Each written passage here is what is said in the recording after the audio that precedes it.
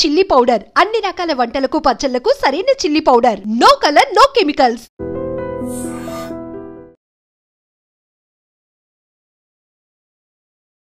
మా రమణకు నేను చెప్తాను, ఒరేయ్ నువ్వు తినకురా అని. వాడు తింటూనే ఉంటాడు, లావ్ అయిపోతుంది. అది మనస్సును నియంత్రించుకునే సమస్య లేకపోతే మేనేజ్ చేసుకునే సమస్య? అది మరి ఇంతవరకు ఒక 30 ఏళ్లగా చెప్తున్నాను. ఎంత తింటే నష్టమో, ఎంతవరకు తింటే లాభమో అంతవరకు తిని ఆపేయగలిగే మేనేజ్మెంట్ మీ దగ్గర ఉంటే నిర్వహణ ద్వారా నియంత్రించుకోవచ్చు. కరెక్ట్, అదే ఆ మాట కరెక్ట్. ఆ పాట పాడాలి, నాకు ఇచ్చారు, నేను పాడుతున్నప్పుడు దాన్ని నేను యాక్సెప్ట్ చేసి పాడడం కరెక్టా, లేదా పర్ఫెక్షన్ కోసం సాధన చేసి రాకపోతే వదిలేయడం మంచిదా? అపశృతి దొర్లుతోందన్న విషయాన్ని యాక్సెప్ట్ చేస్తే ఈ అపశృతిని పాడాలని అనుకోరు. ఈ ఫోకస్కి ఏమైనా అభ్యాసాలు చెప్పగలుగుతారా? ఈ కాలంలో మనం ఫోకస్ లేకపోవడానికి, మీకు తెలుసండి రీసెంట్ స్టడీస్ ఏం చెప్తాయంటే అన్ని జీవరాశుల్లో కల్లా అతి తక్కువ ఫోకస్ ఉన్నది గోల్డ్.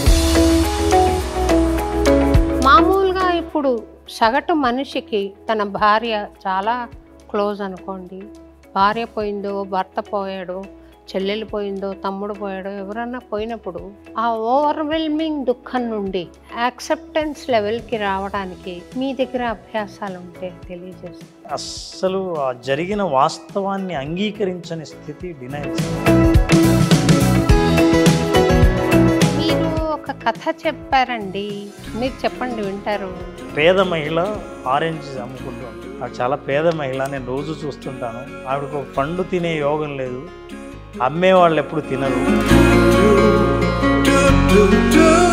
వాళ్ళు వీళ్ళు అని కాదు, అందరి మీద నాకు ప్రేమ ఉంది అనే ఒక స్థితికి మనిషి రావాలంటే ఎటువంటి అభ్యాసం చేస్తే మంచిది? భావోద్వేగాలతో మనం స్పందించిన ప్రతిసారి అది నెగిటివ్ ఎమోషనే అవుతుంది.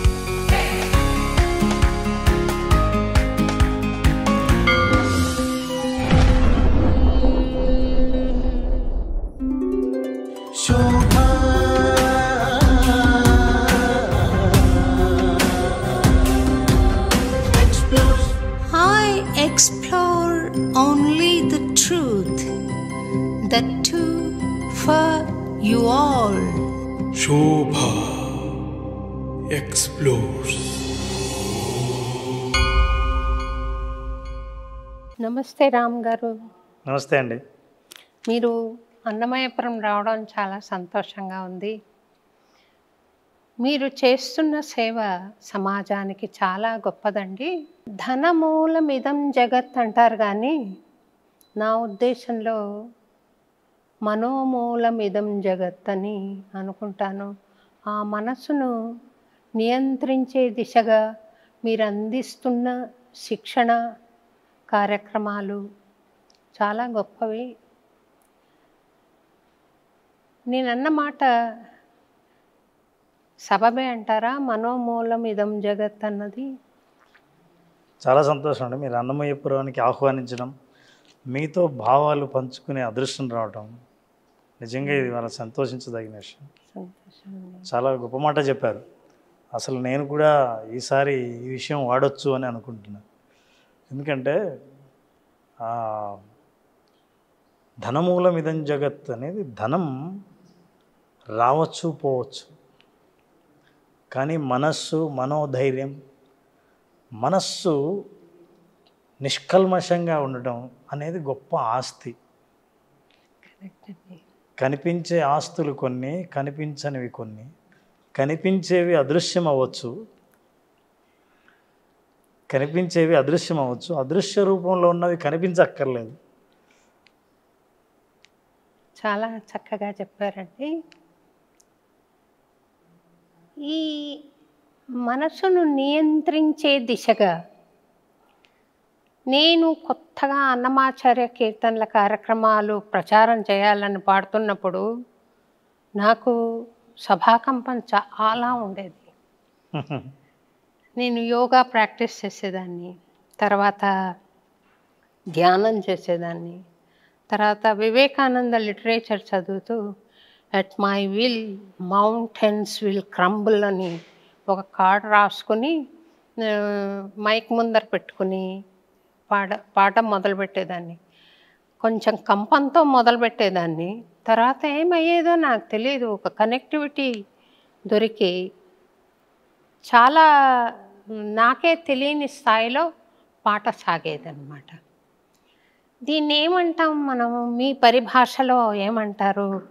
అది ఒక ఆధ్యాత్మిక సాధనతో సభాకంపాన్ని పోగొట్టుకోవచ్చా, లేదా మీకు ప్రత్యేకమైన అభ్యాసం ఏదైనా ఉందా మీ మీ రంగంలో, సైకాలజీ రంగంలో? ఈ రెండు కలయికలో మాట్లాడదామండి. అలాగే. ఎందుకంటే సైకాలజీ ఆధ్యాత్మికత రెండు వేరువేరు కాదు, చివరికి రెండు ఒక చోట కలవాల్సిందే. కరెక్ట్. అయితే మీరు అన్న మాటలో ఒక చిన్న సవరణ, మనోనియంత్రణ అని అన్నారు కదా. అసలు మనిషికి నియంత్రణ ఇష్టం ఉండదు, కంట్రోల్ అనేది ఎవరు లైక్ చేయరు. సో మనస్సును నియంత్రించే పనిని మీరు ఏ చెప్పినా మనసు అంగీకరించదు. నియంత్రణ కంటే నిర్వహణ చాలా ఇంపార్టెంట్. నిర్వహణ అంటే మైండ్ కంట్రోల్ కంటే మైండ్ మేనేజ్మెంట్ అవసరం. మీరు ఎలా మేనేజ్ చేస్తున్నారు మీ ఆలోచనలను, మీ మనస్సును అనే నిర్వహణ మీ చేతుల్లో ఉంటుంది. నియంత్రిస్తే నియంత్రణ నుంచి బయటపడడానికే మనసు ప్రయత్నిస్తుంది. సహజంగానే ఏ మనిషి నియంత్రణని ఒప్పుకోరు, ఇష్టపడరు. మీరు నియంత్రించి ఏ స్టూడెంట్ను, ఏ విద్యార్థిని చదివించగలరు? నియంత్రించి ఏ ఇద్దరి భాగస్వాముల్ని కలిసి ఉండేలా చేయగలరు? సో నియంత్రణ అనేది, అంటే కంట్రోల్ అనేది చాలా కొద్ది కాలం పాటే ఉండేది. కానీ నిర్వహణ తెలిస్తే, రెగ్యులేట్ చేస్తే, మేనేజ్మెంట్ తెలిస్తే you can manage your mind. So mind management అనేది కరెక్ట్ పదం, మైండ్ కంట్రోల్ కంటే. ఇలా అనుకున్నప్పుడు కాస్త స్వాంతన దొరుకుతుంది. అయితే కన్నదాసన్ అని ఒక మహారచయిత, తమిళ రచయిత ఉన్నారండి. ఆయన కన్ను పోయిన చోటికల్లా కాలు వెళ్తుందా, కాలు వెళ్ళిన చోటికల్లా మనసు వెళ్తుందా, మనసు వెళ్ళిన చోటికల్లా మనిషి వెళ్తాడా అని కన్పోన పోగిలే కాలు పోగలామా అని ఏదో తమిళ రచన పాట ఒకటి ఉందండి. టిఎం సౌందరరాజన్ గారు పాడారు. చాలా అద్భుతమైన పాట. అందులో మనస్సును నియంత్రించుకోమని చెప్తున్న సందేశం కనపడుతుంది. మీరు నియంత్రిస్తే అందులో కాస్త ఒత్తిడి ఉంది, నిర్వహిస్తే అందులో యాక్సెప్టెన్స్ ఉంది. ఐఎమ్ మేనేజింగ్ అంటే పూర్తి హక్కులు నాలో ఉన్నాయి, అప్పుడే నేను మేనేజ్ చేస్తాను. కంట్రోల్ చేస్తున్నప్పుడు ఎప్పుడైనా సరే, ఉదాహరణకి మీరు అన్నట్టు చూసిన దృశ్యానికి కళ్ళు అక్కడికి వెళ్తాయి, కాళ్ళు అక్కడికి వెళ్ళకూడదు. కాళ్ళు అక్కడికి వెళ్తే మనసు వెళ్ళకూడదు. మనసు అంటే అంత దాకా మీరు వెళ్ళిందంటే మీరు కంట్రోల్ చేసుకోవాలి అనేది. మనసు వెళ్ళిన చోటికి మనిషి వెళ్ళకూడదు, మనసు వెళ్తోంది, మనసు నియంత్రిస్తున్నాడు ఇక్కడ. సో ఇక్కడ మనసు వెళ్ళడం సహజం. అక్కడ నియంత్రణ కంటే నిర్వహిస్తే మనిషి వెళ్ళినా, అంటే మనసు వెళ్ళిన చోటికి మనిషి వెళ్ళినా ఆ ప్రదేశాన్ని, పరిస్థితుల్ని అర్థం చేసుకోవడంలో నిర్వహణ ఉంది, లొంగిపోవడంలో నియంత్రణ ఉంది. మీరు మనిషి ఎందుకు వెళ్ళకూడదని అంటారంటే మీరు ఎక్కడ ఆ పరిస్థితులకు లొంగిపోతారో అని. మనసు వెళ్ళిన చోటుకు మనిషి వెళ్తే నియంత్రణ లేకుండా లొంగిపోతాడు అని. నేను అర్థం చేసుకోవడానికే అడుగుతున్నానండి, మీరు అన్యథా భావించరనుకుంటాను. ఇప్పుడు ఒక లడ్డు ఉంది, షుగర్ పేషెంట్ ఉన్నాడు, అది తీసుకుని తింటున్నాడు. తనకి మనస్సు పోవడం మూలాన, దాని మూలాన, అది చాలా బలహీనంగా ఉండడం మూలాన మనసు అది తీసుకుని తినేస్తున్నాడు. అది వద్దు అనుకోవడం నియంత్రణ అవుతుందా, మేనేజ్మెంట్ అవుతుందా? Very good. ఇప్పుడు ఈ పరిస్థితుల్లో అండి షుగర్ పేషెంట్లకి వాళ్ళ కోరిక తినాలన్న కోరిక తీరడానికి చాలా ఆల్టర్నేటివ్స్ వచ్చాయి. మీరు లడ్డు తినాలని ఉంది, నా కోరిక నియంత్రించుకుంటే తినలేకపోయానన్న బాధ, ఆ ఒత్తిడి ఇంకో రకంగా పనిచేస్తుంది. అందుకే చాలామంది డైటింగ్లో ఉన్నవాళ్ళు 2 రోజులు డైటింగ్ చేస్తే 3వ రోజు 2 రోజులు వదిలిందంతా తినేయటానికి కారణం ఏంటంటే నిర్వహణ లేకపోవడం. నియంత్రణ ఉంది, నియంత్రణ తర్వాత వచ్చే ఫలితాలు అంత పాజిటివ్గా ఉండవు. రెండో విషయం, మీరు లడ్డు గురించి అన్నారు. లడ్డు గురించి మనసు వెళ్ళింది, తినకుండా ఉండడం అనేది నియంత్రణ. అయితే నియంత్రణ ద్వారా మీరు ఎంత తృప్తి పొందుతారు? అందుకనే అందులో మనకు చాలా ఆల్టర్నేటివ్స్ ఉన్నాయండి. తీపి తినాలని అనిపిస్తే మీరు ఏమేం తినచ్చు. లడ్డే తినాలనుకుంటే మీరు షుగర్ పేషెంట్లకు వాడే షుగర్ ఫ్రీ లాంటివి కలిపి ఎలా తినొచ్చో అవి కూడా దొరుకుతున్నాయి. మీరు నియంత్రణ కాకుండా ఇది తింటే బాగుంటుందని మిమ్మల్ని మీరు నిర్వహించుకోగలిగితే, మేనేజ్ చేసుకోగలిగితే కోరిక తీరినట్టు ఉంటుంది, నియంత్రించుకుంటున్నానన్న ఒత్తిడి నుంచి బయటపడవచ్చు, మీలో తృప్తి దొరుకుతుంది. కంట్రోల్ అనే పదము మనసు విషయంలో కానీ మనుషుల విషయంలో కానీ చాలా కాలం నిలబడదు.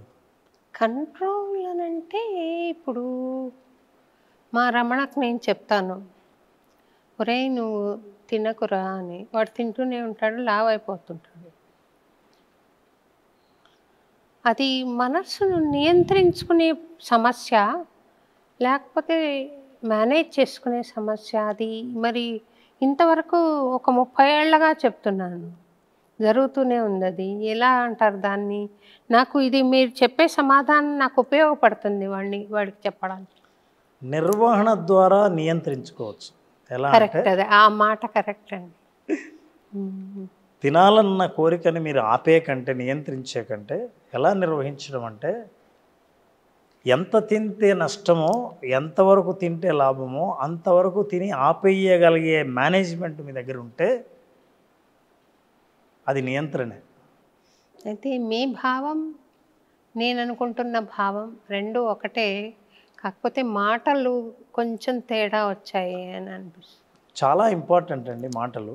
ఎందుకంటే భావం ఒకటే అయినా భాషలో ఎవరైనా సరే కొన్ని పదాలు విన్నప్పుడు ఆ పదాలకు ఒక్కొక్కరికి ఒక్కొక్క డిక్షనరీ ఉంటుంది. వాళ్ళ డిక్షనరీలో అర్థాన్ని తీసుకుంటారు. నేను నిన్ను కంట్రోల్ చేయాలని అనుకుంటున్నాను అని అనడానికి, నేను మేనేజ్ చేయాలని అనుకుంటున్నాను అనడానికి అర్థం చేసుకోవడంలో చాలా తేడా ఉంటుంది. కంట్రోల్ అనే విషయాన్ని చాలా తక్కువ సందర్భాల్లో, ప్రత్యేకమైన సందర్భాల్లో వాడచ్చు. అయితే ఈ మనసును మేనేజ్ చేసే దిశగా మీ దగ్గర ఉన్న అభ్యాసాలను ఒకసారి సూచిస్తారా? ఎందుకంటే చాలామంది ఇంక్లూడింగ్ మై సెల్ఫ్ మనసుని మేనేజ్ చేసుకోవడం ఇంపార్టెంట్ కదా.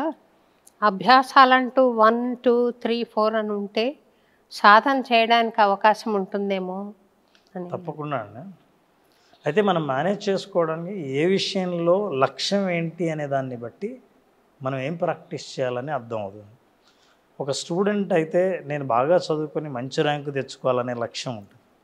ఒక బిజినెస్ మ్యాన్ అయితే తన దృష్టినంతా బిజినెస్ మీద పెట్టి తన లాభాలను తీసుకురావడానికి డీవియేట్ కాకుండా నా మనసును నేను నియంత్రించుకోవాలి లేదా మేనేజ్ చేసుకోవాలి అని అనుకున్నప్పుడు వాటి లక్ష్యాలు, ఆ లక్ష్యాన్ని బట్టి వాటి ప్రాక్టీసెస్ ఉంటాయి.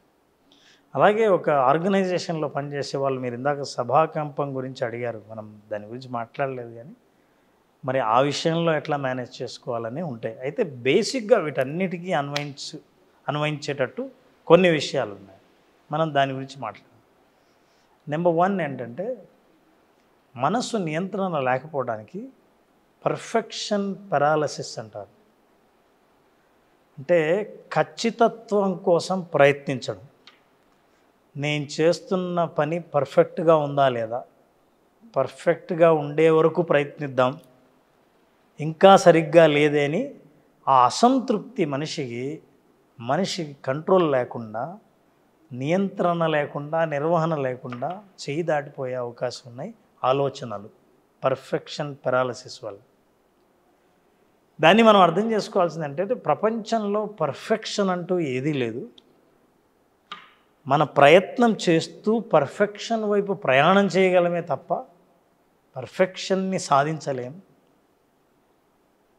ఈ వరల్డే it is imperfect world and we are always trying to be perfect. మీరు చేస్తున్న ఏ పనిలో కూడా ఇది అయిపోయింది అన్నట్టు ఉండదు. కానీ మీరు ఆ ప్రయత్నం చేసినప్పుడు మీ మనస్సు ఆలోచనలు పరిపరి విధాలుగా పోయి మీరు ఒత్తిడి ఎదుర్కొనే అవకాశం ఉంది. రెండవది కంపారిజన్, పక్కవారితో పోల్చుకోవడం, సాధించిన వాళ్ళతో పోల్చుకోవడం, మనకంటే బాగా ఉన్నవారితో పోల్చుకోవడం. ఈ కంపారిజన్ వల్ల మన ఆలోచనలు నేను సరిగ్గానే ఆలోచిస్తున్నానా, వాళ్ళలాగా ఆలోచించలేకపోయానా అని అనుకోవటం. ఇక యూత్ అయితే కంపారిజన్లో వాళ్ళ జీవితాన్ని ఎప్పుడు సోషల్ మీడియాలో చూసే జీవితంతో పోల్చుకోవడం, సోషల్ మీడియాలో కనిపించే జీవితమే నిజమని అనుకోవడం. సో దీనివల్ల కూడా పెద్ద ఆలోచనలతో సమస్య వస్తుంది. ఆలోచనలు నియంత్రించుకోవడానికి వాళ్ళు కారణాలు నేను చెప్తున్నాను. ఆ తర్వాత ఎమోషన్స్, మన భావోద్వేగాలను నిర్వహణ సరిగ్గా లేకపోతే, భావోద్వేగపు ప్రజ్ఞ లేకపోతే, ఆ భావోద్వేగాలను మేనేజ్ చేయడంలో ఫెయిల్ అయినప్పుడు మనసు ఆలోచనలు కూడా మన చేయి దాడిపోయే అవకాశం ఉంది.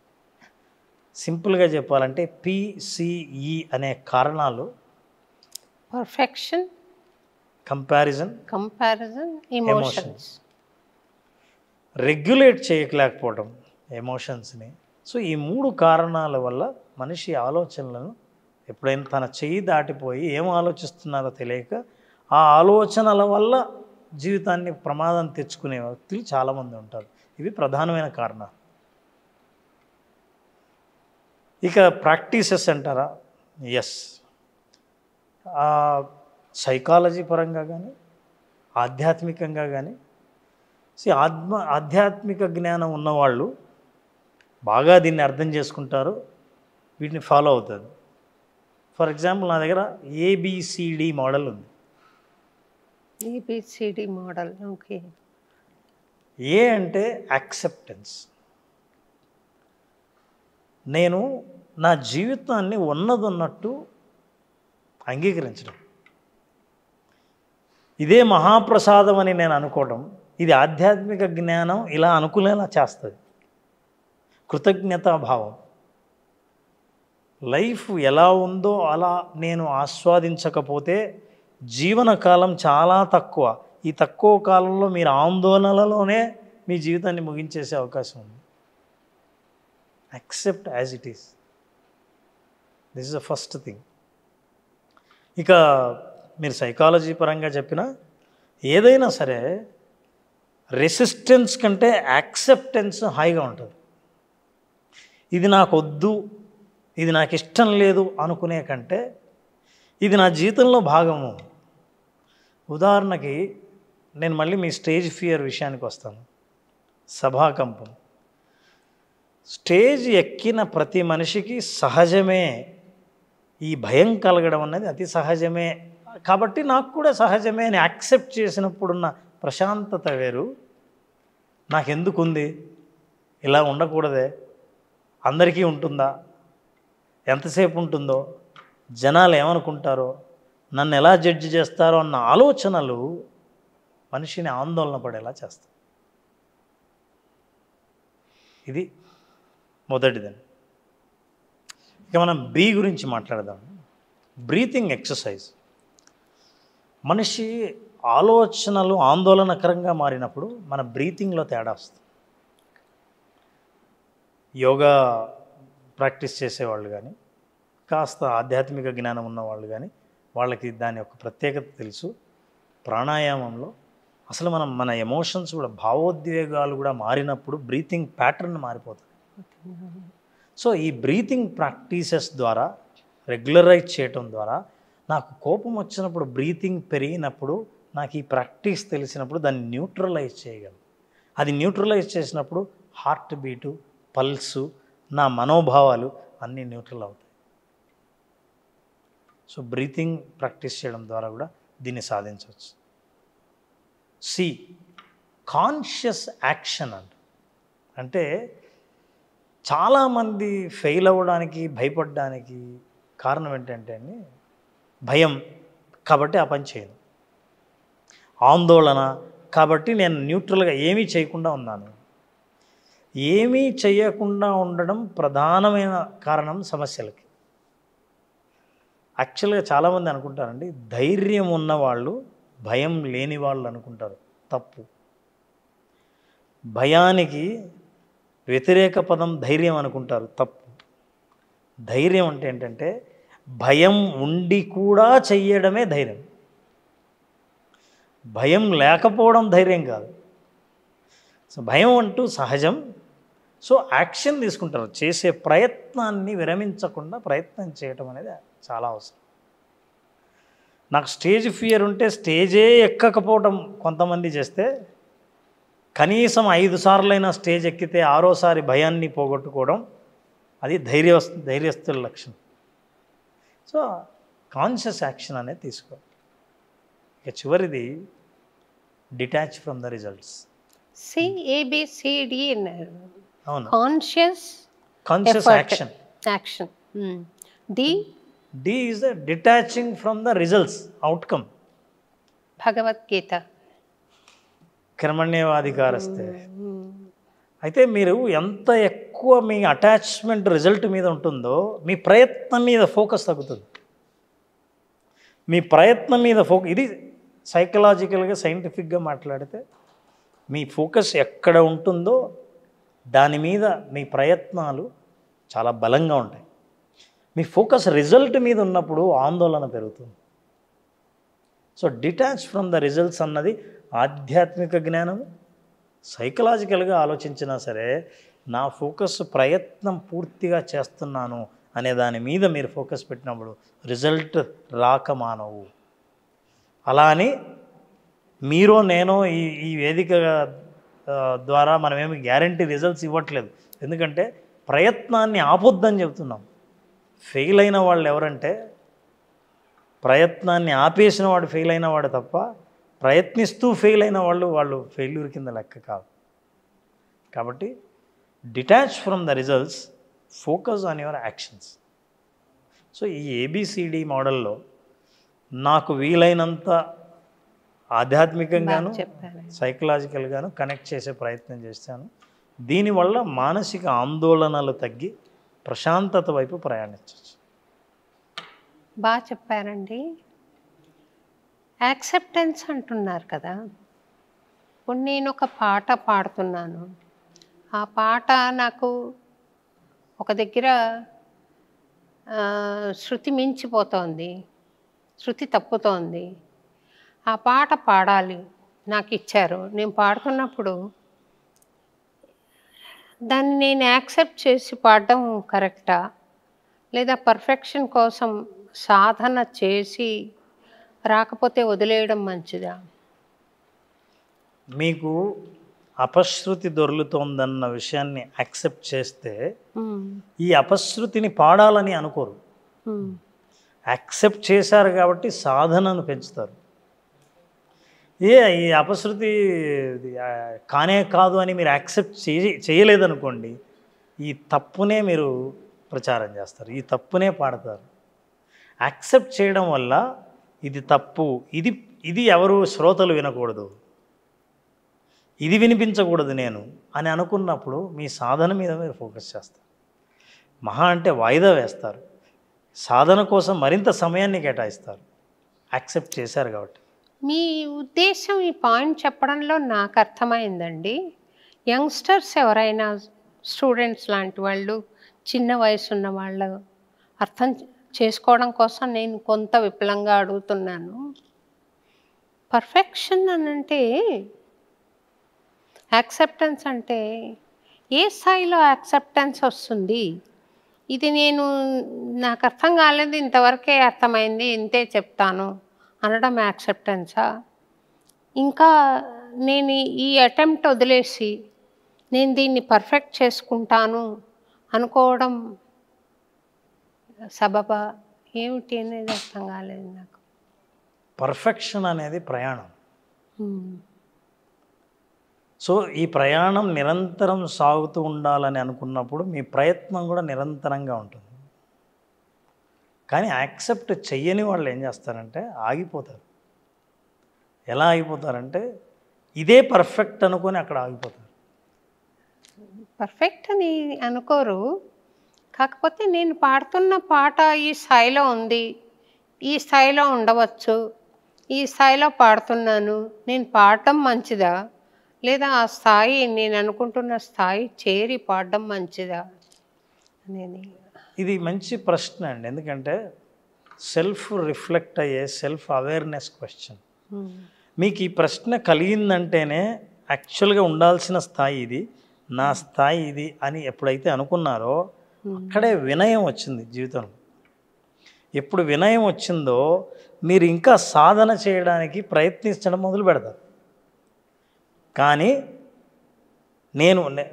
మీకు ఎట్లా పర్ఫెక్షన్ స్థాయి అంటో తెలిసినప్పుడు మీ స్థాయి నుంచి పర్ఫెక్షన్ స్థాయికి వెళ్ళడానికి ప్రయత్నిస్తారు. అయితే ఎప్పటికీ వెళ్ళలేరు. ఎందుకంటే ఆ స్థాయిలో ఉన్న వాళ్ళకి కూడా ఇంకో స్థాయి పర్ఫెక్షన్గా కనిపిస్తుంది. అలా ప్రతిసారి పర్ఫెక్షన్ కోసం ప్రయత్నిస్తూనే ఉండాలి. మీరు సాధన గురించి చెప్పారు కాబట్టి చెప్తున్నాను నేను. ఒక విద్వాంసుడు, ఒక సంగీత విద్వాంసుడు వైలిన్ సాధన చేస్తున్నాడు ఇంటి అరుగు పైన కూర్చుని. ఆ రోడ్డు అంట వెళ్ళే వ్యక్తి, ఏమంటే మీరు ఈ రాష్ట్రంలో చాలా పాపులర్ కదండి, మీరు రోజు ప్రాక్టీస్ చేస్తారు, అసలు అవసరమా, మీరు ఆల్రెడీ అందరికీ బాగా తెలుసు అని అన్నాడు. అప్పుడు ఆయన చెప్పాడంట, నేను ఇది నెల రోజులు ప్రాక్టీస్ చేయకపోతే, ఒక్క నెల రోజులు ప్రాక్టీస్ చేయకపోతే ప్రేక్షకులు వెంటనే నా శృతి తప్పిందని ప్రేక్షకులకు తెలుస్తుంది. వారం రోజులు ప్రాక్టీస్ చేయకపోతే మా ఇంట్లో వాళ్ళే శృతి సరిగ్గా లేదే అని కనుక్కుంటారు. 3 రోజులు ప్రాక్టీస్ చేయకపోతే మొట్టమొదటి నా భార్య గుర్తుపడుతుంది శృతి తప్పుతోందని. ఒక్కరోజు ప్రాక్టీస్ చేయకపోతే నాకే తెలుస్తుంది తేడా వచ్చిందని. సో సాధన నిరంతరం అని నమ్మిన వ్యక్తులు నేను ఇది సాధించలేకపోయానే అన్న అసంతృప్తి కంటే ఇది నిరంతరమైన ప్రయాణం అని ప్రతిరోజు ప్రయత్నిస్తూ ఉంటారు. మహాభారత యుద్ధంలో అర్జునుడు అంత పెద్ద విలుకాడు అని పేరు రావడానికి కారణం, ఆయన నీటిలో చూస్తూ ఒక పక్షిని కన్నుని బాణం వేసి కొట్టాలి అని అంటే అప్పుడు ఆయనను ప్రశ్నించారట, నీకేం కనపడుతోంది అని. నాకు పక్షి కనుగుడ్డు తప్ప ఏం కనపడట్లేదు అన్న జవాబు చెప్పాడట. ఆ రేంజ్ ఫోకస్ ఉన్నవాడు కనుకనే అర్జునుడు మహావిలుకాడు అని పేరు తెచ్చుకున్నాడు. ధనుర్విద్యలో మహామేధావి అని. అటువంటి ఫోకస్ సాధ్యమా మనిషికి? ఆ ఫోకస్ సాధించాలంటే ఇందాక మీరు సభాకంపం పోగొట్టుకోవడానికి ఏబిసిడి చెప్పారు. ఈ ఫోకస్కి ఏమైనా అభ్యాసాలు చెప్పగలుగుతారా? తప్పకుండా అండి. ఫోకస్కి మనకు అర్జునుడి కంటే గొప్ప ఉదాహరణ మనకు దొరకదు. అందరికీ పక్షి కనిపిస్తే, కొందరికి పక్షి తల కనిపిస్తే, ఈయనకి పక్షి కనుగుడ్డు మాత్రం కనిపించింది. ద్రోణాచార్యుడు గర్వించే శిష్యుడు అయ్యాడు. కానీ ఆ ఫోకస్ని మనం మంచి ఉదాహరణగా తీసుకోవచ్చు. ఈ కాలంలో మనం ఫోకస్ లేకపోవడానికి, మీకు తెలుసా అండి, రీసెంట్ స్టడీస్ ఏం చెప్తాయంటే మనిషి ఫోకస్ అంటే అన్ని జీవరాశుల్లో కల్లా అతి తక్కువ ఫోకస్ ఉన్నది గోల్డ్ ఫిష్ కండి. గోల్డ్ ఫిష్కి అట్లా నిశ్చలంగా నిలబడడం సాధ్యం కాదు, సర్వని వెళ్ళిపోదు. 9 సెకండ్లు దాని జీవితకాలంలో ఎక్కువ ఫోకస్ చేసిన టైం 9 సెకండ్లుగా చూశారు. అయితే ఇటీవల స్టడీస్ చెప్తే మనిషి 8.25 సెకండ్లే ఫోకస్ పెట్టగలుగుతున్నాడు. ఆన్ అండ్ యావరేజ్ 8 సెకండ్ల స్థాయికి మనం వచ్చాం. దీనికి కారణం ఏంటంటే చాలా కారణాలు ఉన్నాయండి. విపరీతమైన డిస్ట్రాక్షన్స్. ఇప్పుడు మనం ఉన్నది ఇన్ఫర్మేషన్ వరల్డ్లో. మీరు వద్దనుకున్నా పొద్దున లేచినప్పటి నుంచి ప్రపంచ వార్తలన్నీ మీ చెవిలో పడతాయి. మీ బ్రెయిన్ ఏం చేస్తుందంటే ప్రాసెస్ చేస్తూ ఉంటుంది, ఏ వార్తను ఎలా అర్థం చేసుకోవాలి, ఏం జరుగుతోంది ఏంటి అని. మొబైల్ ఫోన్ చేతిలో లేని మనుషులు ఉండరు. అందులోంచి డిస్ట్రాక్షన్స్ విపరీతంగా వస్తాయి. మనిషి తనకు తెలియకుండానే కొన్ని వందల సార్లు అనవసరంగానే అప్రయత్నంగానే ఫోన్ ఓపెన్ చేసి చూస్తుంటాడు. సో ఇన్ని రకాలైన నోటిఫికేషన్స్, సోషల్ మీడియా నోటిఫికేషన్స్ చూస్తూ ఉంటే రీల్ని ఎంతసేపు చూస్తున్నామో తెలియని ఇవన్నీ ఏం చేస్తాయంటే మనిషిని ఒక రకమైన అభద్రతకు గురి చేస్తాయి. ప్రపంచంలో మీరు సోషల్ మీడియాలో ఏం చూస్తారంటే బెస్ట్ థింగ్సే చూస్తారు. అద్భుతమైన జీవితం, బాగా ప్రయాణిస్తున్న వ్యక్తి, జీవితంలో చాలా హ్యాపీగా ఉన్న వ్యక్తి, భార్యాభర్తలు ఆనందంగా ఉన్నవి, ఇవన్నీ మీరు ఫోటోలు చూస్తే నేనేదో కోల్పోయానన్న భావన. ఫోకస్ తప్పడానికి కారణం సోషల్ డిస్ట్రాక్షన్స్. ఈ డిస్ట్రాక్షన్స్ తప్పుకోవాలంటే మొట్టమొదటిది ఏంటంటే మనకంటూ లక్ష్యం ఉండాలి. లక్ష్యం లేకుండా ఫోకస్ దేని మీద సాధించాలి? నేను లక్ష్యం లేకపోవడం ఒకటి ప్రధాన కారణం. రెండవది పియర్ ఇన్ఫ్లుయెన్స్. పక్కన వాళ్ళు ఎలా జీవిస్తున్నారు, ఏం చేస్తున్నారు, ఇది కరెక్టేనా, నా కెరీర్ మీద క్లారిటీ ఉండదు.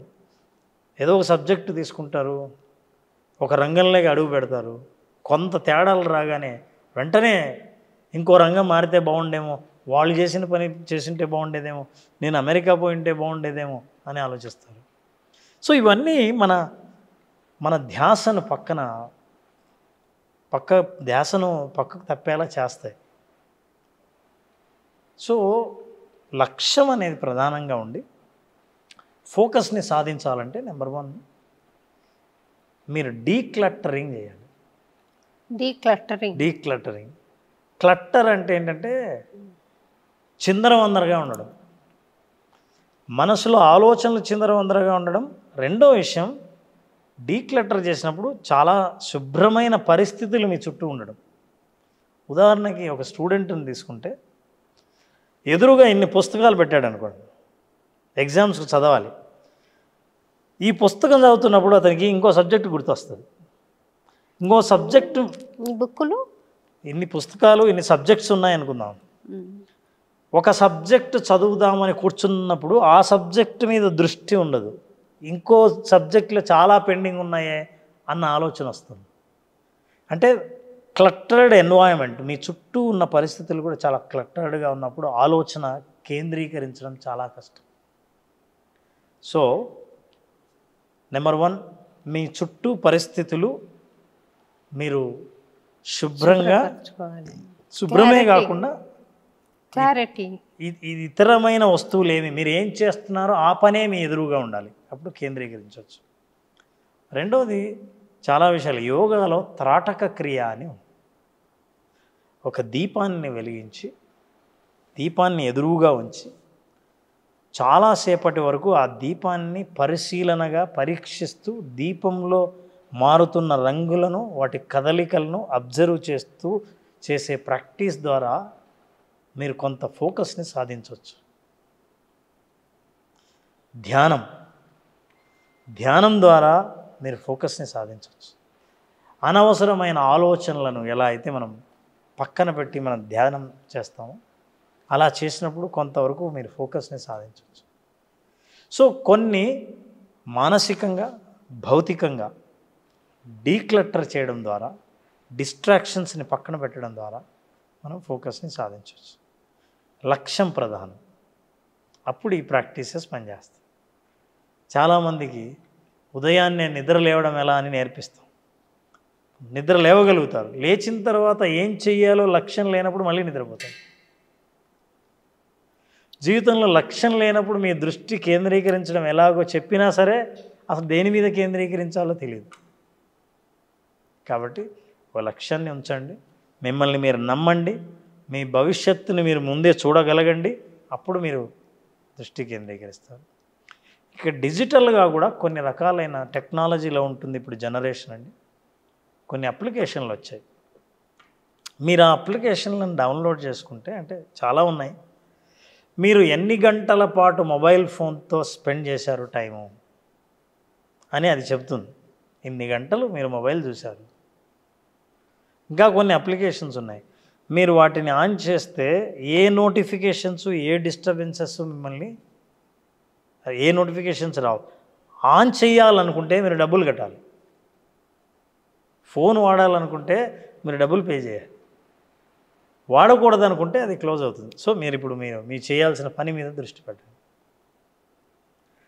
మల్టీ టాస్కింగ్ అంటారు. కొంతమంది 4-5 పనుల్ని ఒకేసారి చేసే ప్రయత్నం చేస్తుంటారు.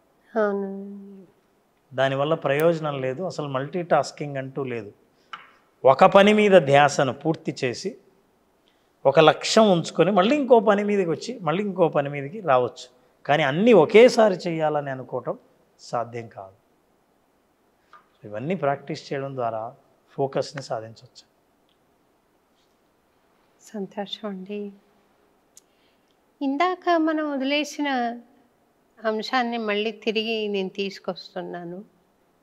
ఈ సభా కంపం అన్నది అది ఆధ్యాత్మిక అవగాహన పెంచుకోవడం ద్వారా సాధించవచ్చా, లేదా కొన్ని ప్రాక్టికల్ అభ్యాసాలు మీరు చెప్పారు ఇందాక ఏబిసిడి లాంటివి, అవి పనికొస్తాయా?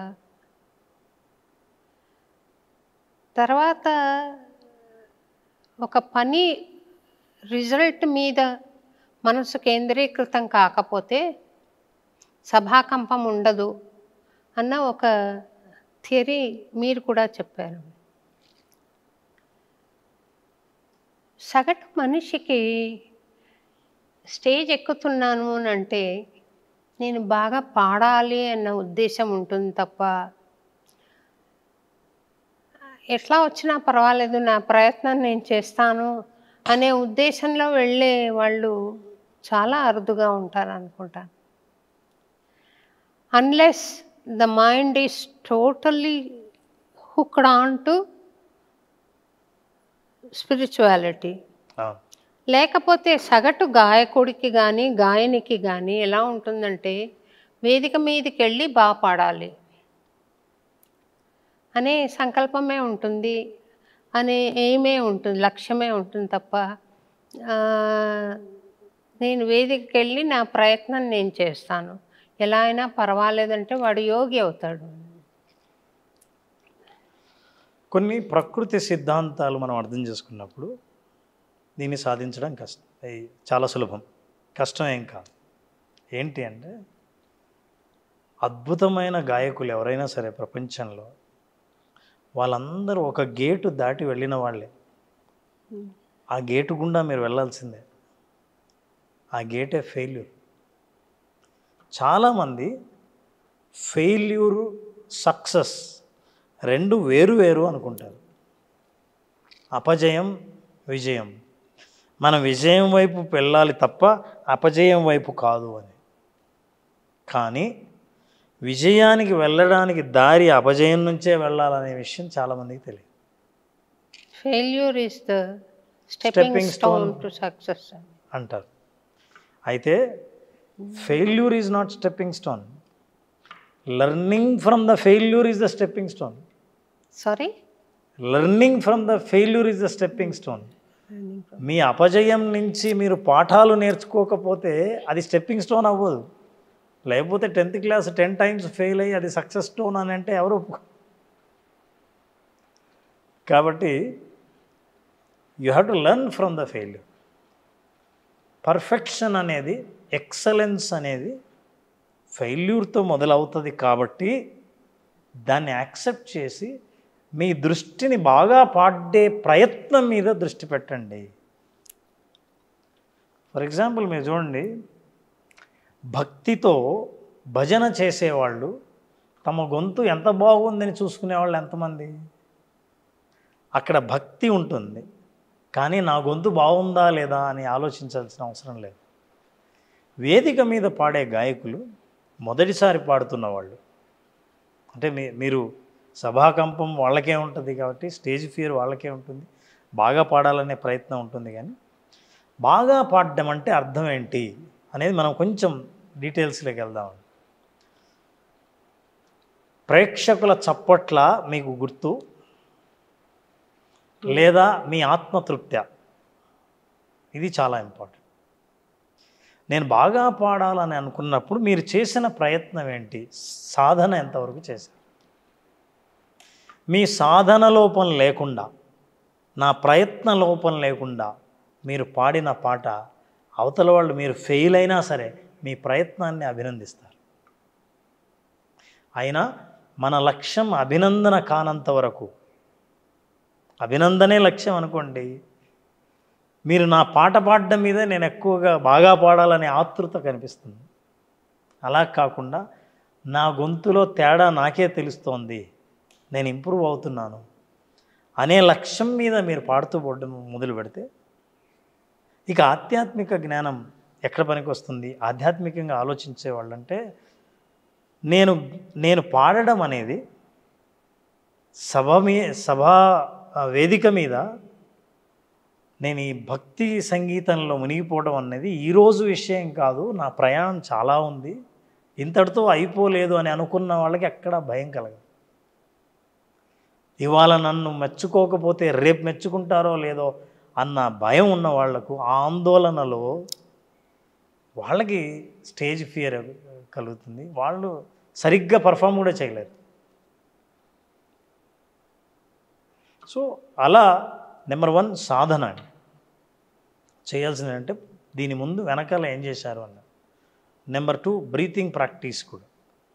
అంటే మీరు సభ మీదికి రాకముందు ఎంత నిబ్బరంగా ఉన్నారు, నా ఫోకస్ అంతా నా ప్రయత్నం మీదే ఉంటుంది అనేంత సాలోచనగా మీరు పాడడం అనేది, ఆందోళనగా కాకుండా అనేది రెండవది. మూడవది, ప్రేక్షకులకు ఏం తెలియదండి, మీరు పాడితే బాగా చప్పట్లు కొడతారు, పాడకపోతే నిశ్శబ్దంగా ఉంటారు. కాబట్టి వాళ్ళ రియాక్షన్ మీ ప్రయత్నం మీదే ఆధారపడి ఉంటుంది, మీ పర్ఫార్మెన్స్ మీదే ఆధారపడి ఉంటుంది. వాళ్ళు సరిగ్గా చేయలేదంటే నేను ఇంప్రూవ్ అవ్వాలి అని మీరు ఇదే అనుకున్న నాళ్ళు మీ డెవలప్మెంట్ కోసం ప్రయత్నం చేస్తారు. ఆ తర్వాత ప్రేక్షకుల్లో మీరు ప్రేక్షకుల్ని ఎవరినైనా సరే కొన్ని రకాలైన టెక్నిక్స్ ఉన్నాయండి. వచ్చి కూర్చుంటూనే ముందుగా ప్రేక్షకులందరినీ పరికించి చూడండి. ఐ కాంటాక్ట్ జనరల్గా ఆత్మవిశ్వాసం లేని వాళ్ళు ఐ కాంటాక్ట్ని అవాయిడ్ చేస్తారు.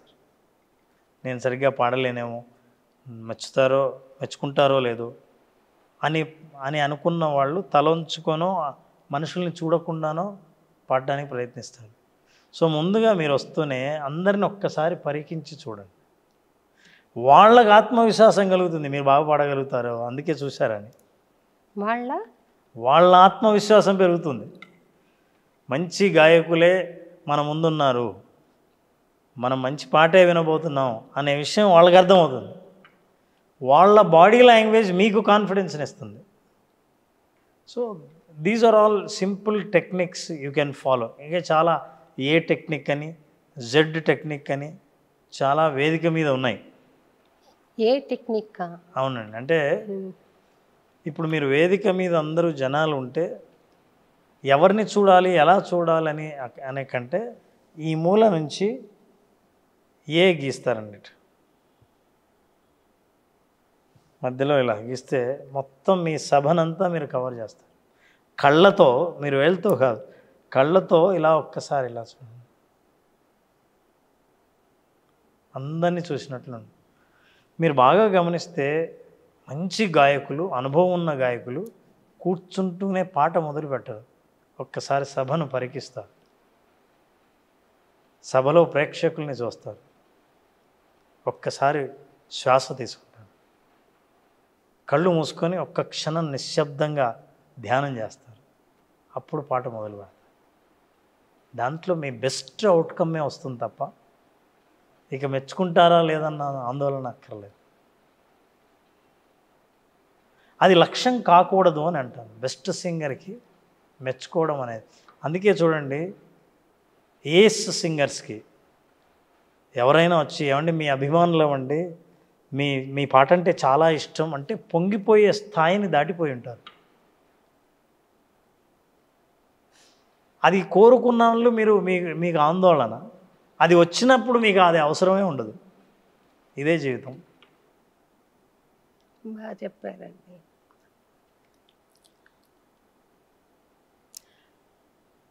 మీరు మనస్సును మేనేజ్ చేసే కార్యక్రమంలో ఉన్నారు కాబట్టి ఒక ప్రశ్న, ప్రాక్టికల్ ప్రశ్న ఉంది నాకు. ఏమిటంటే, చాలా బంధం ఉన్నవాళ్ళు, చాలా క్లోజ్ రిలేషన్ ఉన్నవాళ్ళు గతించినప్పుడు ఆ దుఃఖాన్ని తట్టుకోవడానికి మీ అభ్యాసాలేంటి? చాలా ఓవర్వెల్మింగ్గా ఉంటుంది దుఃఖం ఒక్కోసారి. ఉదాహరణకి మా రెండో చెల్లెలు, నా పెద్ద చెల్లెలు ఉంది. దానికి లంగ్ క్యాన్సర్ వచ్చింది. నేను మా రమణకు కూడా ఫోన్ చేసి చెప్పేశాను, నేను 6 months ఇండియాకి రాను, అన్నమాచార్య భావనవాహిని నిర్వహణ నువ్వు చూసుకో, నేను మా చెల్లెలకి నేను కంపెనీ ఇవ్వాలనుకుంటున్నాను అని దాన్ని కొంచెం ఊరట కలిగించే ప్రయత్నం చేశాను. ఆత్మస్థైర్యము, కొంచెం యాక్సెప్ట్ చేయాలి, ఇందులో నుంచి బయటపడగలగాలి అని నేను ప్రయత్నం చేశాను. ఆ ప్రయత్నంలో అప్పుడు ఇది 2005 మాట అండి. నేను కొంచెం దెబ్బతిన్నాను, సఫలీకృతం కాలేకపోయాను. నాకు మతి భ్రమణం కలుగుతుందేమో అనేంత దుఃఖం మనసుని ఆవహించింది నాకు. కొన్ని కారణాల మూలాన నేను 2.5 గంటల ప్రయాణం చేసి డెట్రాయిట్కి వచ్చేయాల్సి వచ్చింది. అక్కడ పడుకుంటే నిద్ర రావట్లేదు, చాలా దుఃఖం వస్తుంది, మా చెల్లెలు ఆ పరిస్థితిలో ఉంది అని. నేను దైవస్మరణ తప్పితే నేను వేరే అభ్యాసం చేయలేకపోయినాను. ఎలాగో బయట పడగలిగాను. ఆ దుఃఖం అనేది లోపల తలుచుకున్నప్పుడు వస్తుంది. అట్లా అని చెప్పి దుఃఖానికి నేను మునిగిపోయి ఏ పని చేయకుండా చేస్తున్నాను. ఇప్పుడు అర్థం చేసుకొని, నాకు ఆధ్యాత్మిక విద్య గురువులు ఉపదేశించిన దాన్ని తలుచుకుని ఆ అవగాహన చేసుకొని ప్రయత్నం చేశాను. మామూలుగా ఇప్పుడు సగటు మనిషికి తన భార్య చాలా క్లోజ్ అనుకోండి, భార్య పోయిందో, భర్త పోయాడో, చెల్లెలు పోయిందో, తమ్ముడు పోయాడో, ఎవరన్నా పోయినప్పుడు ఆ ఓవర్వెల్మింగ్ దుఃఖం నుండి యాక్సెప్టెన్స్ లెవెల్కి రావడానికి మీ దగ్గర అభ్యాసాలు ఉంటే తెలియజేస్తారు. తప్పకుండా అండి. ఎవరైనా దగ్గరి వాళ్ళు దూరం అయినప్పుడు వాళ్ళు అనుభవించే బాధను డినయల్ స్టేజ్ అంటాం. డినయల్ స్టేజ్ అంటే మొదట్లో ఒప్పుకోరు, అంటే ఇది జరగలేదు, లేదు నాతోనే ఉన్నారు, అస్సలు నేను ఇది ఎలా జరిగింది అని అస్సలు ఆ జరిగిన వాస్తవాన్ని అంగీకరించని స్థితి డినయల్ స్టేజ్. ఆ డినయల్ స్టేజ్ నుంచి దుఃఖం స్టేజ్కి వస్తారు. తెలుస్తుంది ఏం జరిగిందని. ఆ దుఃఖంలో ఎమోషన్ వెంటిలేషన్ జరగాలి, భావోద్వేగం అంతా మొత్తం బాధను బయట పెట్టాలి. దీనికి ఎకోసిస్టమ్ అంటే చుట్టూ కుటుంబ సభ్యులు కానీ చుట్టూ ఉన్నవాళ్ళు సహకరించాలి, వాళ్ళ బాధను బయట పెట్టనివ్వాలి, ఎంత బాధపడతారో పడనివ్వాలి. బాధపడడం మంచిది, బాధను వ్యక్తం చేయడం. నా బాధ నేను ఎలా వ్యక్తం చేయగలను, గట్టిగా అరవచ్చు, ఏడవచ్చు, దుఃఖం పడవచ్చు, దుఃఖం పోనివ్వాలి. ఈ డినయల్ స్టేజ్ నుంచి యాక్సెప్టెన్స్ స్టేజ్కి రావాలి. యాక్సెప్టెన్స్ స్టేజ్ అంటే వాస్తవం ఏంటంటే ఈ యాక్సెప్టెన్స్ స్టేజ్లోనే వాళ్లకు కొంత ఓరియంటేషన్ అవసరం. ప్రపంచంలో ఏ మనిషి శాశ్వతం కాదు, ఒక మనిషికి ఒక సమయం వస్తుంది, ఇంకోరికి ఇంకో సమయం వస్తుంది. ఇంకా మీకు ఆధ్యాత్మిక జ్ఞానం అంటే ఆత్మకు మరణం లేదు, శరీరాలు మార్చుకుంటుంది. ఇవన్నీ మనకు అనిపించినప్పుడు వాస్తవం ఎన్నాళ్ళని నేను జరగలేదని నేను ఒప్పుకోను, ఎన్నాళ్ళని నేను బాధపడగలను. ఇది జరుగుతుంది, రేపు నాకు జరుగుతుంది, ఇంకోరికి జరుగుతుంది. యాక్సెప్టెన్స్ నుంచి అడాప్టింగ్ స్టేజ్కి. నా నిత్య జీవితానికి నేను ఒక లక్ష్యాన్ని పెట్టుకొని ఈ బాధ నుంచి బయటపడి నన్ను నేను అడాప్ట్ చేసుకొని ఒక కొత్త లక్ష్యాన్ని ఏర్పరచుకొని, లేదా చనిపోయిన వాళ్ళ ఆశయం ఏదైనా ఉంటే ఆశయాన్ని తీర్చే ప్రయత్నంలో నేనుంటే నా మనసుకు స్వాంతన దొరుకుతుంది. అందుకే కొంతమంది ట్రస్ట్లు పెడతారు, వాళ్ళు జీవించినట్లే వాళ్ళల్లో వీళ్ళని చూసుకుంటుంటారు. ఈ ట్రస్ట్ ద్వారానో లేదా మీరు చేసే సేవా కార్యక్రమాల ద్వారా తృప్తి పొందిన వాళ్ళని, ఆనందం పొందిన వాళ్ళని చూస్తే వాళ్ళ ఆనందంలో వీళ్ళని చూసుకుంటారు, బాధను మర్చిపోతారు. సో ఈ విషయాలు తెలిసినప్పుడు డినయల్ స్టేజ్ నుంచి అడాప్టింగ్ స్టేజ్ వరకు ప్రయాణం చేయడం చాలా సులభం. దీనికోసం మీరు ఒక కొత్త యావిగేషన్ ఏదైనా సరే ఒక యాక్టివిటీని డెవలప్ చేసుకోవడం, మీ చుట్టూ ఉన్న వాళ్ళందరి సహకారాన్ని తీసుకోవడం,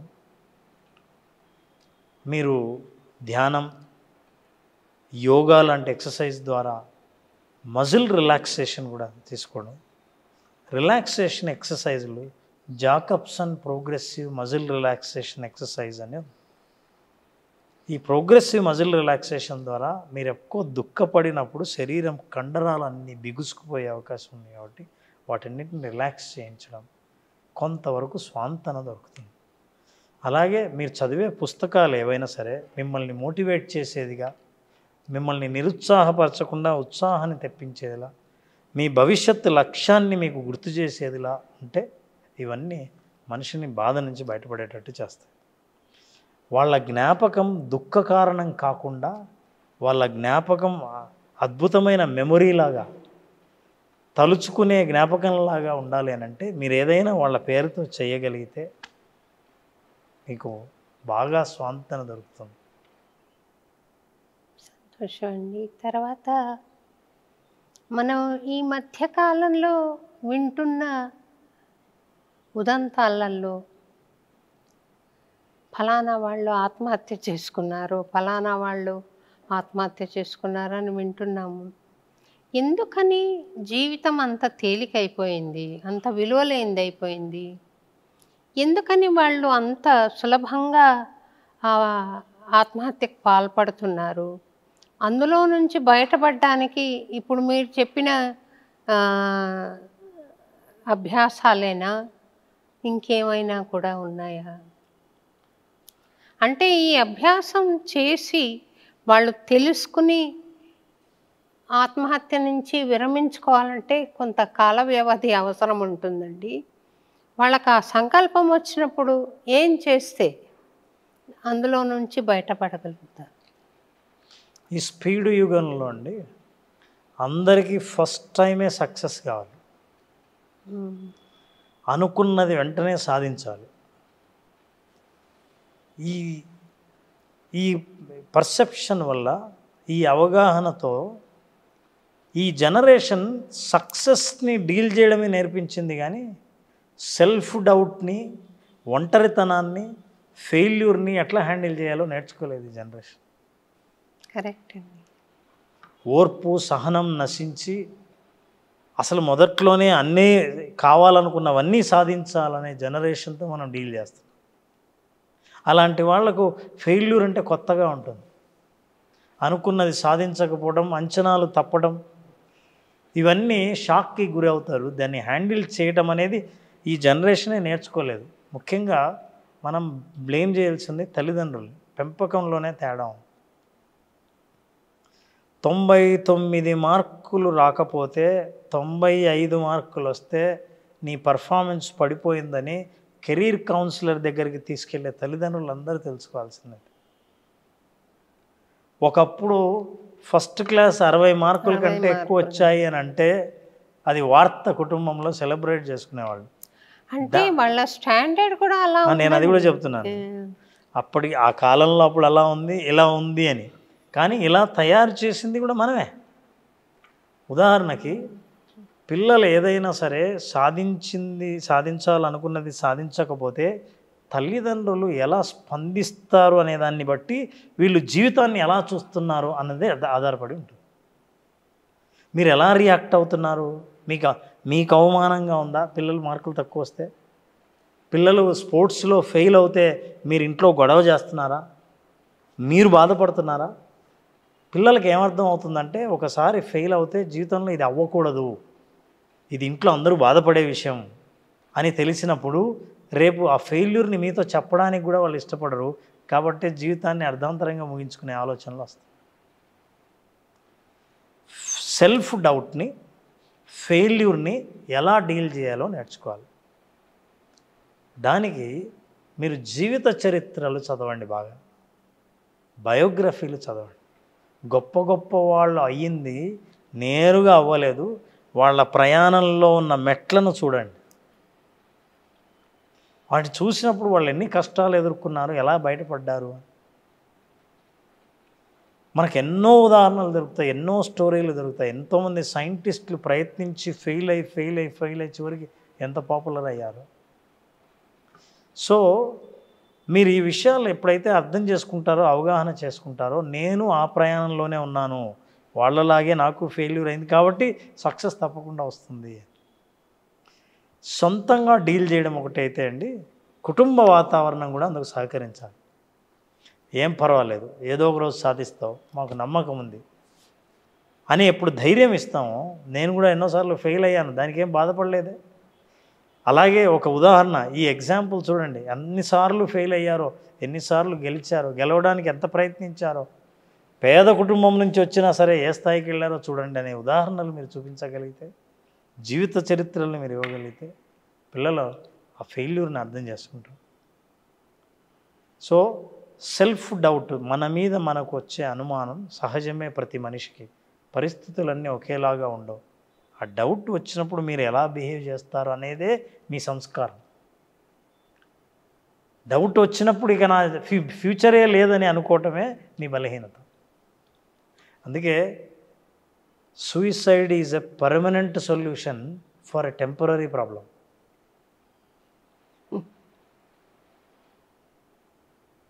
టెంపరరీ సొల్యూషన్ వీ వాంట్.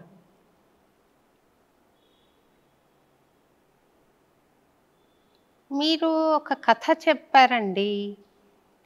ఏమనంటే ఒక అబ్బాయి ఒక ముసలామె దగ్గరికి వచ్చి ఆరెంజ్ పండ్లు కొంటూ ఉంటాడు.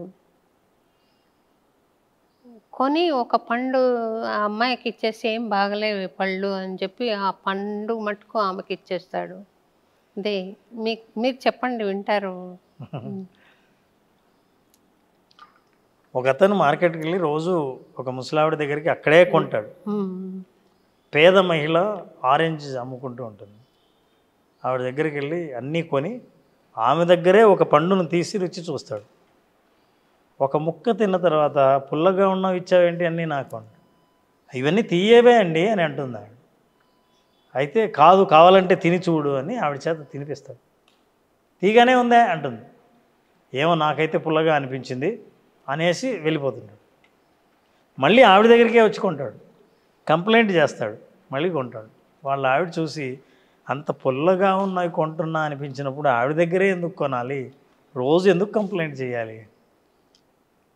అప్పుడు తను చెప్తాడు, ఆవిడ చాలా పేద మహిళ, నేను రోజు చూస్తుంటాను, ఆవిడకు ఒక పండు తినే యోగం లేదు, అమ్మేవాళ్ళు ఎప్పుడు తినరు, కానీ ఆమె చేత పండు తినిపించాలని నేను ఇలా చేస్తుంటాను అంతే.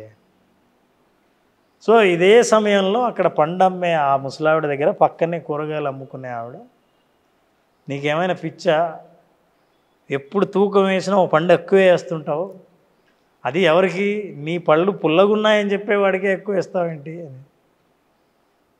అప్పుడు ఆవిడ చెప్తుంది, ఆయన నాకు తెలుసు, ఆయన పుల్లగా ఉన్నాయన్నది పళ్ళు పుల్లగా కాదు, ఎందుకంటే ప్రతిసారి తీపే ఉన్నాయి నేను తింటుంటే, అయినా అతను నా దగ్గరికి ఎందుకు వస్తాడు పుల్లగా ఉంటే రెండోసారి, నా చేత తినిపించడానికే, అందుకే నేను ఓ పండు ఎక్కువ ఇస్తుంటాను నేను తిన్నా కాబట్టి. ప్రకృతిలో మీరు ఒకరికి మేలు చేయాలని అనుకుని అనే ఉద్దేశం ఉంటే, అనే లక్ష్యం ఉంటే, అనే భావన ఉంటే, మీ భావన మీద దృష్టి పెట్టి మీరు చేసుకుంటూ వెళ్తుంటే మీకు తెలియకుండా వెనకాల మీకు కూడా మేలు జరుగుతూ ఉంటుంది. అతి సహజంగా మన జీవితంలో జరిగేదానికి ఉదాహరణగా ఆ స్టోరీ చెప్పాను. నాకు ఆ స్టోరీ విన్నప్పుడు కొండలలో నెలకొన్న కోనేటి రాయుడు వాడు ఆ పాట గుర్తొచ్చిందండి. వెంకటేశ్వర స్వామి దైవమైన మానవీయ విలువల్ని ఆయన ఎలా ప్రతిపాదించాడు అనేది, అందులో 5 కథలు ఉన్నాయనుకోండి, ఇప్పుడు నేను చెప్పను. ఒకటి మీకు ఇటువంటిదే గుర్తు చేస్తాను. ఏమిటంటే ఆయన అనంతాళ్వార్ అనే మహాభక్తుడు కొండ మీదకి వెళ్ళి స్వామికి రోజు అర్చనకు కావాల్సిన పూలు పూయించడానికని ఒక తోట వేసి, ఆ తోటకు కావాల్సిన నీటి కోసం అని చెప్పి ఒక బావి తవ్వుతుంటాడు. పరమ భక్తుడు అవ్వడంతో కళ్ళు మూసుకుని పాడుతూ తవ్వుతుంటాడనమాట. వాళ్ళ భార్య నిండు చూలాలు. ఆమె ఆ మట్టి, తవ్వగా వచ్చిన మట్టిని ఒక తట్టలో పోసుకొని, ఆ తట్ట వాళ్ళంత దూరం తీసుకెళ్ళి మట్టి పారేసి మళ్ళీ తట్ట తెస్తూ ఉంటుంది. ఆమె పడుతున్న శ్రమ నేను గ్రహించే స్థితిలో ఉండడు. కాకపోతే ఒక చిన్న కుర్రవాడు వస్తాడు. వచ్చి, అమ్మ ఆ తట్ట నాకు నేను అల్లంత దూరాన్ని పారేసి మీకు తట్ట తెచ్చిస్తాను అంటే కొంచెం అనుమానంగానే ఇస్తుంది. ఇచ్చిన తర్వాత ఆ పిల్లవాడు దూరం పారేసి మళ్ళీ తట్ట తెచ్చి ఇవ్వడంతో ఆమె కుదుటపడి ఆ పని చేస్తూ ఉంటుంది.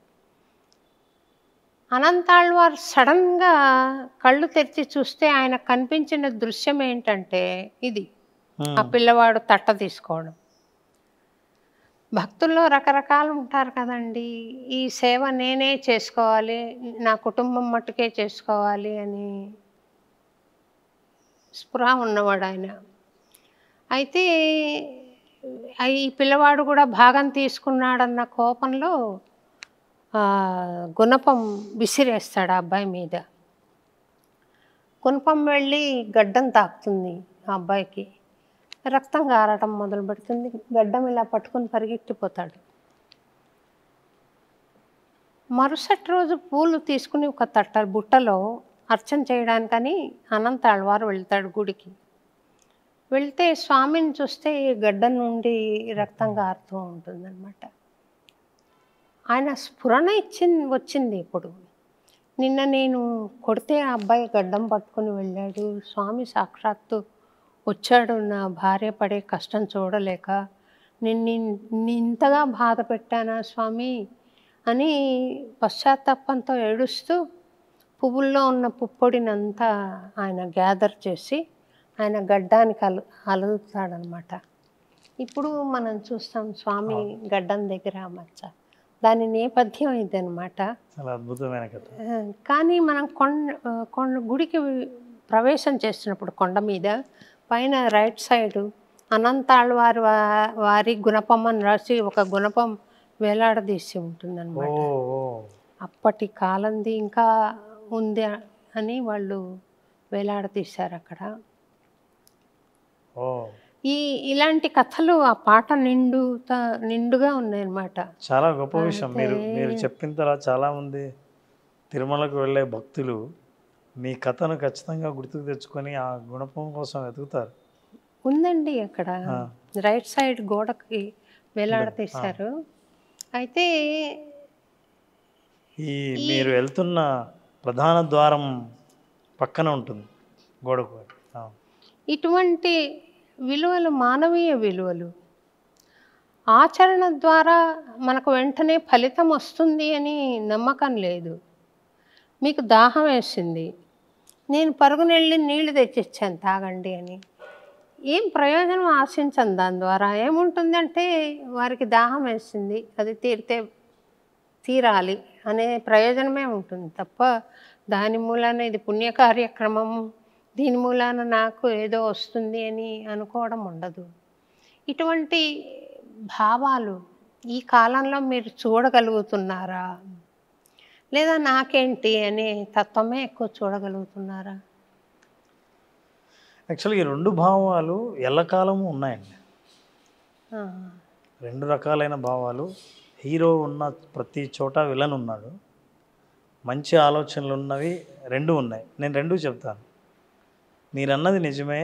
ఈ కాలంలో అది కనిపించదు. ఎందుకంటే ప్రతి తల్లిదండ్రి వాళ్ళ పిల్లలు కష్టపడకుండా పైకి రావాలని, ఇంకొకరికి సేవ చేసే పరిస్థితి రాకూడదని, మనమే ఇంకొకరి చేత సేవ చేయించుకోవాలన్న ఆలోచనలోనే ఏం చదువు చదివితే మనకు ఆ గౌరవం దక్కుతుంది అని ఆలోచిస్తూ పిల్లల్ని ఆ డైరెక్షన్లోనే నడిపిస్తున్నాం. మీకు చిన్న ఉదాహరణ చెబుతాను. మీరు ఎక్కడైనా సరే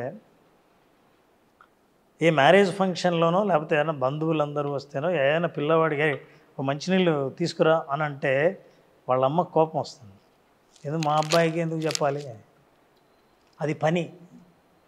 దాన్ని పనిగా కాకుండా సేవలా చూసినప్పుడు, అసలు ఇలాంటివి చేసినప్పుడే నీ జీవితాన్ని పర్సనాలిటీ డెవలప్మెంట్ అంటే ఏంటంటే అండి, నీ జీవితాన్ని నువ్వు ఇతరుల మీద ఆధారపడకుండా నీ సమస్యల్ని నువ్వే పరిష్కరించుకునే స్థాయికి నువ్వు చేరాలి అనేది ఉద్దేశం. అసలు నీకు సమస్య రాకూడదు, నువ్వు సమస్యలే ఫేస్ చేయకూడదు అని అనుకోవడం మూర్ఖత్వం. దాన్ని మీరు అవాయిడ్ చేయలేరు. ఇది ఒక జనరేషన్. రెండో జనరేషను ఉందండి. ఇప్పుడు కొంతమంది యూత్ సామాజిక సేవా కార్యక్రమాలు చేస్తున్నారు. కొన్ని ఆధ్యాత్మిక సంస్థలు సేవా కార్యక్రమాలు చేస్తున్నాయి. కొన్ని సంస్థలు చాలామంది యూత్ని వాళ్ళను సేకరించి వాళ్ళందరినీ వీకెండ్లో సమాజ సేవ ఎట్లా చేయాలో, అవసరమైన వాళ్ళకి చదువు చెప్పడం, నీడీకి ఎవరికైనా డబ్బులు పే చేసి నేర్చుకోలేని స్కిల్స్ని నేర్పించడం. అట్లాగే కార్పొరేట్ సోషల్ రెస్పాన్సిబిలిటీ CSR అనే పథకం కింద చాలా కార్పొరేట్ కంపెనీలు వాళ్ళ ఉద్యోగుల చేత సమాజ సేవ చేయించడం, ఇట్లాంటివి కూడా జరుగుతున్నాయి. అవి కూడా ఉన్నాయి, ఇవి ఉన్నాయి. అవి ఎందుకు చేస్తారంటే జీవితం పట్ల మీకున్న దృక్పథాన్ని మార్చాలని, సేవ పట్ల మీకున్న దృక్పథాన్ని మార్చాలని ఇవన్నీ ఉన్నాయి. కానీ మనకు సహజంగా ఎక్కువ కుటుంబ వాతావరణంలో సుఖపడాలనే ఆలోచనే మనకు కనిపిస్తుంది తప్ప, ఇతరులకు సేవ చేయడంలో కష్టం ఉంటుంది. ఆ కష్టం పడినా ఆ సేవ ప్రయోజనం ఖచ్చితంగా ఉంటుంది అని నమ్మితే వాళ్ళు దీన్ని ప్రోత్సహిస్తారు. ప్రయోజనం ఉంటుంది అని నమ్మాలా? అంటే ఈ విషయాన్ని మీరు పట్టుకున్నప్పుడు నాకు అర్థమైంది. ప్రయోజనం కోసం కాదు. ప్రయోజనం అంటే తనకు తానే ప్రయోజనం. నా కష్టాన్ని నా కష్టం వచ్చినప్పుడు ఇంకొకరి మీద ఆధారపడక్కర్లేదనే ప్రయోజనం కావచ్చు కదా. తల్లికి సేవ చేస్తే మంచి డబ్బులు వస్తాయని, తండ్రికి సేవ చేస్తే మంచి కీర్తి వస్తుందని ఇలా చెప్పడం నాకు కొంచెం వినటానికి కష్టంగా ఉంది. ఇప్పుడు నేను పేరెంట్స్ గురించి కాదని చెప్పి, ఎవరికైనా కూడా, ఇప్పుడు మీకైనా కూడా దాహం వేసినప్పుడు నీళ్ళు ఇచ్చామంటే నేను ప్రతిఫలం ఏమి ఉండదు, అందులో ఏముంటుంది? ఐ డ్రీమ్స్ వాళ్ళకి కార్యక్రమం చేస్తున్నప్పుడే ప్రతిఫలం ఆశించట్లేదు. ఇంకా నీళ్ళు భోజనము ఇచ్చినప్పుడు ఏం ఆశిస్తాం? దాని గురించి కాదు. ఇది ఒక న్యాచురల్ గుణంగా ప్రయోజనం ఆశించకుండా ప్రతిస్పందించడం అనేది లక్షణము, మానవీయ లక్షణం అనుకుంటా. అది మానవీయత అనుకుంటా. అది నేను కొంచెం తక్కువ అయిందేమో సమాజంలో. మీ బోటి వాళ్ళు దాన్ని ప్రమోట్ చేయగలుగుతారు మాటల్లో, కథల్లో చెప్పి అని నేను అనుకుంటున్నాను. ఖచ్చితంగా అండి. అంటే కొన్ని విలువలు ఉన్నాయి. దయాగుణం, సేవాగుణం, ఇవి రకరకాల రూపాల్లో మీరు ప్రదర్శించవచ్చు. ఇతరులు సహాయం కోరే వాళ్ళకు మీరు సహాయం అందించి కానీ, వీటన్నిటినీ ఈ విలువలు మనిషికి ఉండాలి. ఈ విలువ మీకు ఏదో చేస్తుందని కాదు. ఫర్ ఎగ్జాంపుల్, ఒక నిజాయితీ ఉద్యోగి నేను నిజాయితీగా ఉంటే నాకేదో ప్రయోజనం ఉంటే నిజాయితీగా ఉండడు. అసలు నిజాయితీగా లేకపోతేనే అతనికి ఏదైనా ప్రయోజనం ఉంటుంది. కొన్ని విలువల్ని మనిషిగా పుట్టినందుకు పాటించాలన్న జ్ఞానం మనం అది మన మన ఆధ్యాత్మిక పాటల ద్వారా కానీ కథల ద్వారా కానీ, అందుకే ఆయన మొదటి నుంచి మనం చిన్నప్పుడు పిల్లలకి కథలు చెప్తే అందులో కింద మారల్ ఉంటుంది. అట్లాంటి నీతి కథలు పిల్లలు చదవడం ద్వారా వీటన్నిటి కనీస విలువలు ఏముండాలో వాళ్ళు తెలుసుకోవాలి.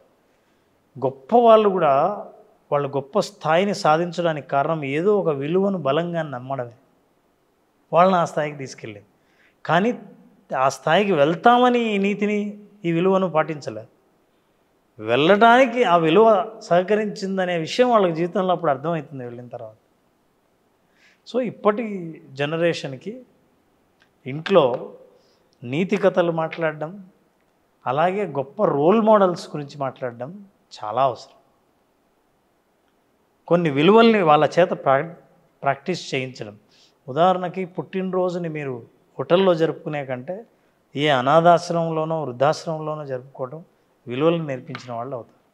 ఇంట్లోనే పిల్లలు ఉంటే ఏదైనా పంచుకుంటే మీరు పెరుగుతారు, పంచుకుంటే అది ఒక విలువ అని నేర్పించినప్పుడు వాళ్ళు పెద్ద అయిన తర్వాత ఆ పంచుకోవడం అనేది పెరిగితే వాళ్ళ సంపద పంచుకోవచ్చు, వాళ్ళ జ్ఞానాన్ని పంచుకోవచ్చు. సో ఈ విలువలు వాళ్ళని ఉన్నతమైన పౌరులుగా తీర్చిదిద్దడానికి ఖచ్చితంగా ఉపయోగపడుతుంది. ఇప్పుడు నెగిటివ్ ప్యాషన్స్ ఉన్నాయి కానీ కామ, క్రోధ, లోభ, మోహ, మదమాత్సర్యాలు, ఇప్పుడు మన సమాజంలో జరుగుతున్న అఘాయిత్యాలు చూడండి. అది అరిషడ్ వర్గాల్లో ప్రథమమైనది తీవ్రతరం అవ్వడం మూలానే జరుగుతుంది అని నేను అనుకుంటున్నాను. కోపం స్వార్థం మూలాన వస్తుంది. ఈ నెగిటివ్ ప్యాషన్స్ నుండి ఇన్ జనరల్ అడుగుతున్నాను, తప్పుకోవడానికి, వాటిని తొలగించుకోవడానికి, విశ్వజనీయమైన ప్రేమను పంచడానికి, అందరికీ వాళ్ళు వీళ్ళు అని కాదు, అందరి మీద నాకు ప్రేమ ఉంది అనే ఒక స్థితికి మనిషి రావాలంటే ఎటువంటి అభ్యాసం చేస్తే మంచిది? మీరు చెప్పినవి నెగిటివ్ ఎమోషన్స్. పాజిటివ్ ఎమోషన్స్ ఏంటో తెలియడం చాలా తక్కువ మంది. నేను ఎక్కడైనా సరే ట్రైనింగ్ ఇస్తున్నప్పుడు నెగిటివ్ ఎమోషన్స్ ఏంటంటే టక్క టక్క టక్క టక్క చెప్పేస్తారు. పాజిటివ్ ఎమోషన్స్ ఏంటంటే 1-2 చెబుతారు. Love, kindness, satisfaction, abundance, help nature. So ఈ హెల్పింగ్ నేచర్ ఇవన్నీ పాజిటివ్ ఎమోషన్స్ అనే విషయం, కంపాషన్, వీటన్నిటినీ పాజిటివ్ ఎమోషన్స్కి మనం చాలా దూరం అయ్యాం. భావోద్వేగాలతో మనం స్పందించిన ప్రతిసారి అది నెగిటివ్ ఎమోషనే అవుతుంది. సో ఇవి రెండింటిని ఫస్ట్ తేడా తెలుసుకునే జ్ఞానం కలిగి ఉండాలి. దీన్ని భావోద్వేగపు ప్రజ్ఞ అంటాం. ఈ ప్రజ్ఞ కలిగినప్పుడు ఏ ఎమోషన్ వల్ల మీరు కోరుకున్న లక్ష్యాన్ని మీరు చేరలేకపోతున్నారో అది నెగిటివ్ ఎమోషన్.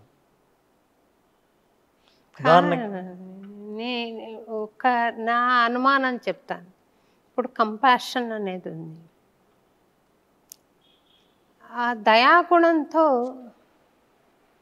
నా వ్యక్తిగతంగా చెప్తున్నాను, మేబీ అది ఎక్కువ అయ్యి నేను ఎక్కువ ఫెయిల్యూర్ చవి చూడవలసి వచ్చిందేమో అని. ఒక దుర్మార్గుడు హింసిస్తుంటే వాళ్ళ పిల్లల మొహాలు చూసి నేను ఊరుకున్న, అంటే నేను ఫిర్యాదు చేస్తే రూపనామ క్రియలు లేకుండా వెళ్ళిపోగలిగిన స్థితిలో ఉండి కూడా ఆయనకు పిల్లలు, నన్ను అక్క అని పిలిచే పిల్లలు ఉండడంతో నేనేం చేయలేకపోయాను. అది వాళ్ళ పట్ల దయ కలగడం కదా. దాని మూలాన నేను గొప్ప అవకాశాన్ని కూడా పోగొట్టుకున్నాను. కానీ నాకు ఇట్లాగే బాగుంది. అంటే వాళ్ళు భోంచేశారు, వాళ్ళు చదువుకున్నారు, వాళ్ళు స్థిరపడ్డారు కదా. నేను కంప్లైంట్ చేసింటే జాబ్ పోతే వాళ్ళు ఎట్లా చదువుకుంటారు అనే ఆలోచన ఉంది. ఇది ప్రతిసారి పాజిటివ్ గుణం మూలాన లాభాలే రావు కదా, కంపాషన్ మూలాన అనేది ఒక అనుమానం ఉందండి. నేను కూడా లాభాల గురించి చెప్పలేదు. మీరు ఒక విలువను నమ్మితే ఆ విలువను నేను ప్రాక్టీస్ చేశానన్న ఆ ధర్మనిరతి మనిషిని తృప్తిగా ఉండేలా చేస్తుంది తప్ప ఈ విలువ నుంచి కావాల్సిన ఈ ఫలితం ఉంటే అప్పుడు ఈ విలువను పాటించాలని అనుకున్నప్పుడు గొప్ప విలువలు ఉండేవి కాదు. ఉదాహరణకు నేను చాలా నిజాయితీతో దయతో ఉంటే నాకు ప్రమోషన్ వస్తుంది అని అనుకుంటే ప్రమోషన్ రాకపోతే ఈ విలువలు ఎవరు పాటించిండే వాళ్ళు కాదు. అంటే ఎప్పుడైతే మీరు రిజల్ట్స్కు మీ వాల్యూని కనెక్ట్ చేశారో అప్పుడు మీరు వాల్యూని పాటించారు. ఇది ధర్మం చేయటం, నేను చేయవలసింది చేశాను, ఫలితాలు మీరు చెడ్డవచ్చు, మిమ్మల్ని దూరం పెట్టచ్చు, మిమ్మల్ని మంచిగా అనుకోకపోవచ్చు. అలా అనుకోవాలంటే నేను ధర్మాన్ని వదిలేయాలి. అలా లేకుండా అందుకే వాల్యూస్ అంటే ఏంటంటే అండి, ఏ ప్రయోజనాలు ఆశించకుండా ఏ ఒక్కదాన్ని పట్టుకొని నేను దాన్ని నమ్మిన దాన్నే నేను పాటించానో దాన్నే విలువ అంటాం. మిగతా వాటికంటే ఇదే ప్రాధాన్యత అని అత్యంత ప్రాధాన్యతనిచ్చిన దాన్ని మనం విలువ అంటాం. అది మీరు రిలేషన్షిప్కి ఇవ్వచ్చు, పీపుల్కి ఇవ్వచ్చు, మీరు చేసే ప్రాక్టీసెస్కి ఇవ్వచ్చు, మీరు నమ్మే సత్యానికి ఇవ్వచ్చు. సో వాల్యూస్ అనేది పాజిటివ్ రిజల్ట్స్ని కానీ మీరు కోరుకున్న కోరికలు కానీ గ్యారంటీని ఇవ్వవు, నో డౌట్ అబౌట్ ఇట్. వాల్యూని ఇది వాల్యూనే, హ్యూమన్ వాల్యూనే, ఇది ఉండవలసిన వాల్యూనే అని మీకు కన్విక్షన్ ఎప్పుడు వస్తుందో, నమ్మకం ఎప్పుడు కలుగుతుందో ఈ వాల్యూను పాటించడం అనేది మానవ ధర్మం. అన్నమాచార్యుల వారు ఒక మార్గాన్ని సూచించారండి. ఈ నెగిటివ్ ప్యాషన్స్ని జయించడం అంత సులభం కాదు. వాటిని పూజా కుసుమాలుగా స్వామి పాదాల చెంత మనం అర్పించగలిగితే అది స్లోగా మారిపోయి అది ఒక అందగిస్తుంది స్వామికి అర్పించడం ద్వారా. ఎలా అంటే రామదాసుల వారి కీర్తన ఉంది, అంటే ప్రజాదరణ పొందిన కీర్తన కాబట్టి నేను చెప్తున్నాను. ఎవడబ్బ సొమ్మని కులుకుచు తిరిగేవు రామచంద్ర అని అంటాడు రామదాసు. ఆ మాట సాటి మనిషిని అంటే అది కుసంస్కారంగా తీసుకుంటాం మనం. ఆయన ఏం చేశాడు, రాముడికి ప్రయోగం చేశాడు, ఎవడబ్బ సొమ్మని కులుకుచు తిరిగేవు రామచంద్ర. అది గొప్ప కీర్తన అయిపోయింది. అబ్బా రాముడిని ఎంతలా అన్నాడు అని ఇప్పటికీ మనం పాడుకుంటున్న కీర్తన. అలా డివినైజ్ చేసుకోవడానికి అవకాశం ఉంది. అలాగే ఈ సమాజంలో జరుగుతున్న అగత్యాలు కూడా లోపల దానికి ప్రేమ అని పేరు పెట్టారు, కానీ కామ భావనలు అధికమైనప్పుడు భగవంతుడికి సమర్పించు. అన్నమాచార్యుల వారి శృంగార సంకీర్తనలు ఎక్కువ ఉన్నాయి భక్తి వైరాగ్య కీర్తనల కన్నా. ఆయనను పాడాడు. అలాగా పాడటం మూలాన ఆయనకి సాటి మనిషి మీద అది ప్రయోగించవలసిన అవసరం లేకపోయింది. భగవంతుడికి ఇచ్చి డివినైజ్ చేసుకోవడం ఎలాగా అని ప్రయత్నం చేశాడు. ఈ ప్రయత్నం ఏమైనా సఫలీకృతం అవుతుందా సొసైటీలో? ఖచ్చితంగా అండి. ఇది మీరు దీన్ని ఎమోషనల్ వెంటిలేషన్ అంటాం. భావోద్వేగాలని ఎక్స్ప్రెస్ చేయడం. కొంతమంది సాహిత్యం ద్వారా, కొంతమంది సంగీతం ద్వారా వాళ్ళ ఎమోషన్స్ని ఎక్స్ప్రెస్ చేసి దాన్ని ఛానలైజ్ చేశారు.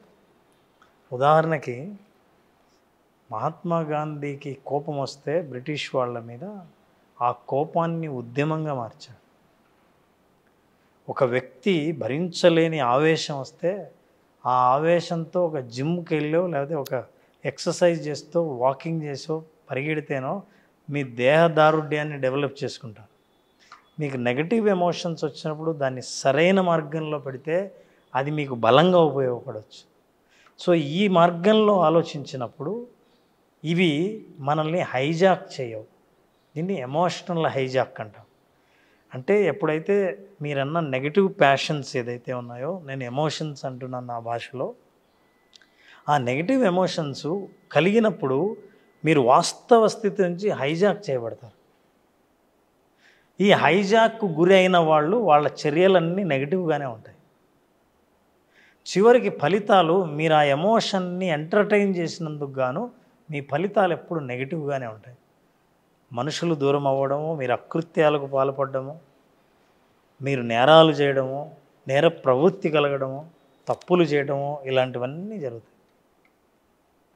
వీటిని ఛానలైజ్ చేయటానికి కొన్ని పాటించవచ్చండి.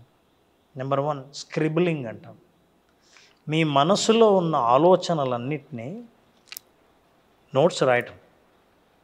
నాకు ఇలా ఆలోచనలు వస్తున్నాయి, ఇట్లా కలుగుతోంది, ఇట్లా అనిపిస్తోంది, ఇట్లా చేయాలనుకున్నాను, ఇలాంటి భావనలు కలుగుతున్నాయి అన్నీ రాసినప్పుడు ఆ భావనలను మీరు ఎక్స్ప్రెస్ చేసిన ఫీలింగ్ కలుగుతుంది.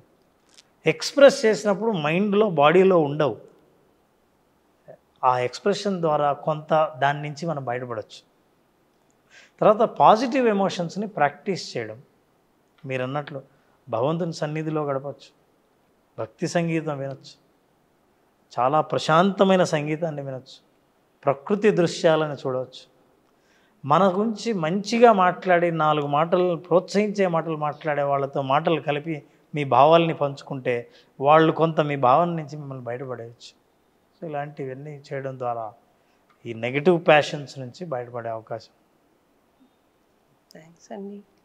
ఇంతవరకు మిమ్మల్ని సమాజానికి ఉపకరించే విషయాలు అడిగాను. ఇప్పుడు మీ వ్యక్తిగతంగా కొన్ని ప్రశ్నించవచ్చా? మీ గురించి తెలుసుకుందామని. తప్పకుండా అండి. మీ ఎక్కడ మీ జన్మస్థలం అని తెలుసుకుందామని. నేను కడప జిల్లా ప్రొద్దుటూరు ప్రాంతం నుంచి. అవునా అండి? మా అమ్మ వాళ్ళది కడప, బెల్లంమండి వీధి. ఓహో. నేను 6వ తరగతి చదివాను అక్కడ. తర్వాత మీరు తిరుపతిలో ఉన్నట్టుగా చెప్పడం ఇంటర్వ్యూలో చూశాను. ఏ సంవత్సరంలో ఉన్నారు తిరుపతిలో మీరు? నేను ఎలక్ట్రానిక్ మీడియాలో చేశానండి తిరుపతిలో.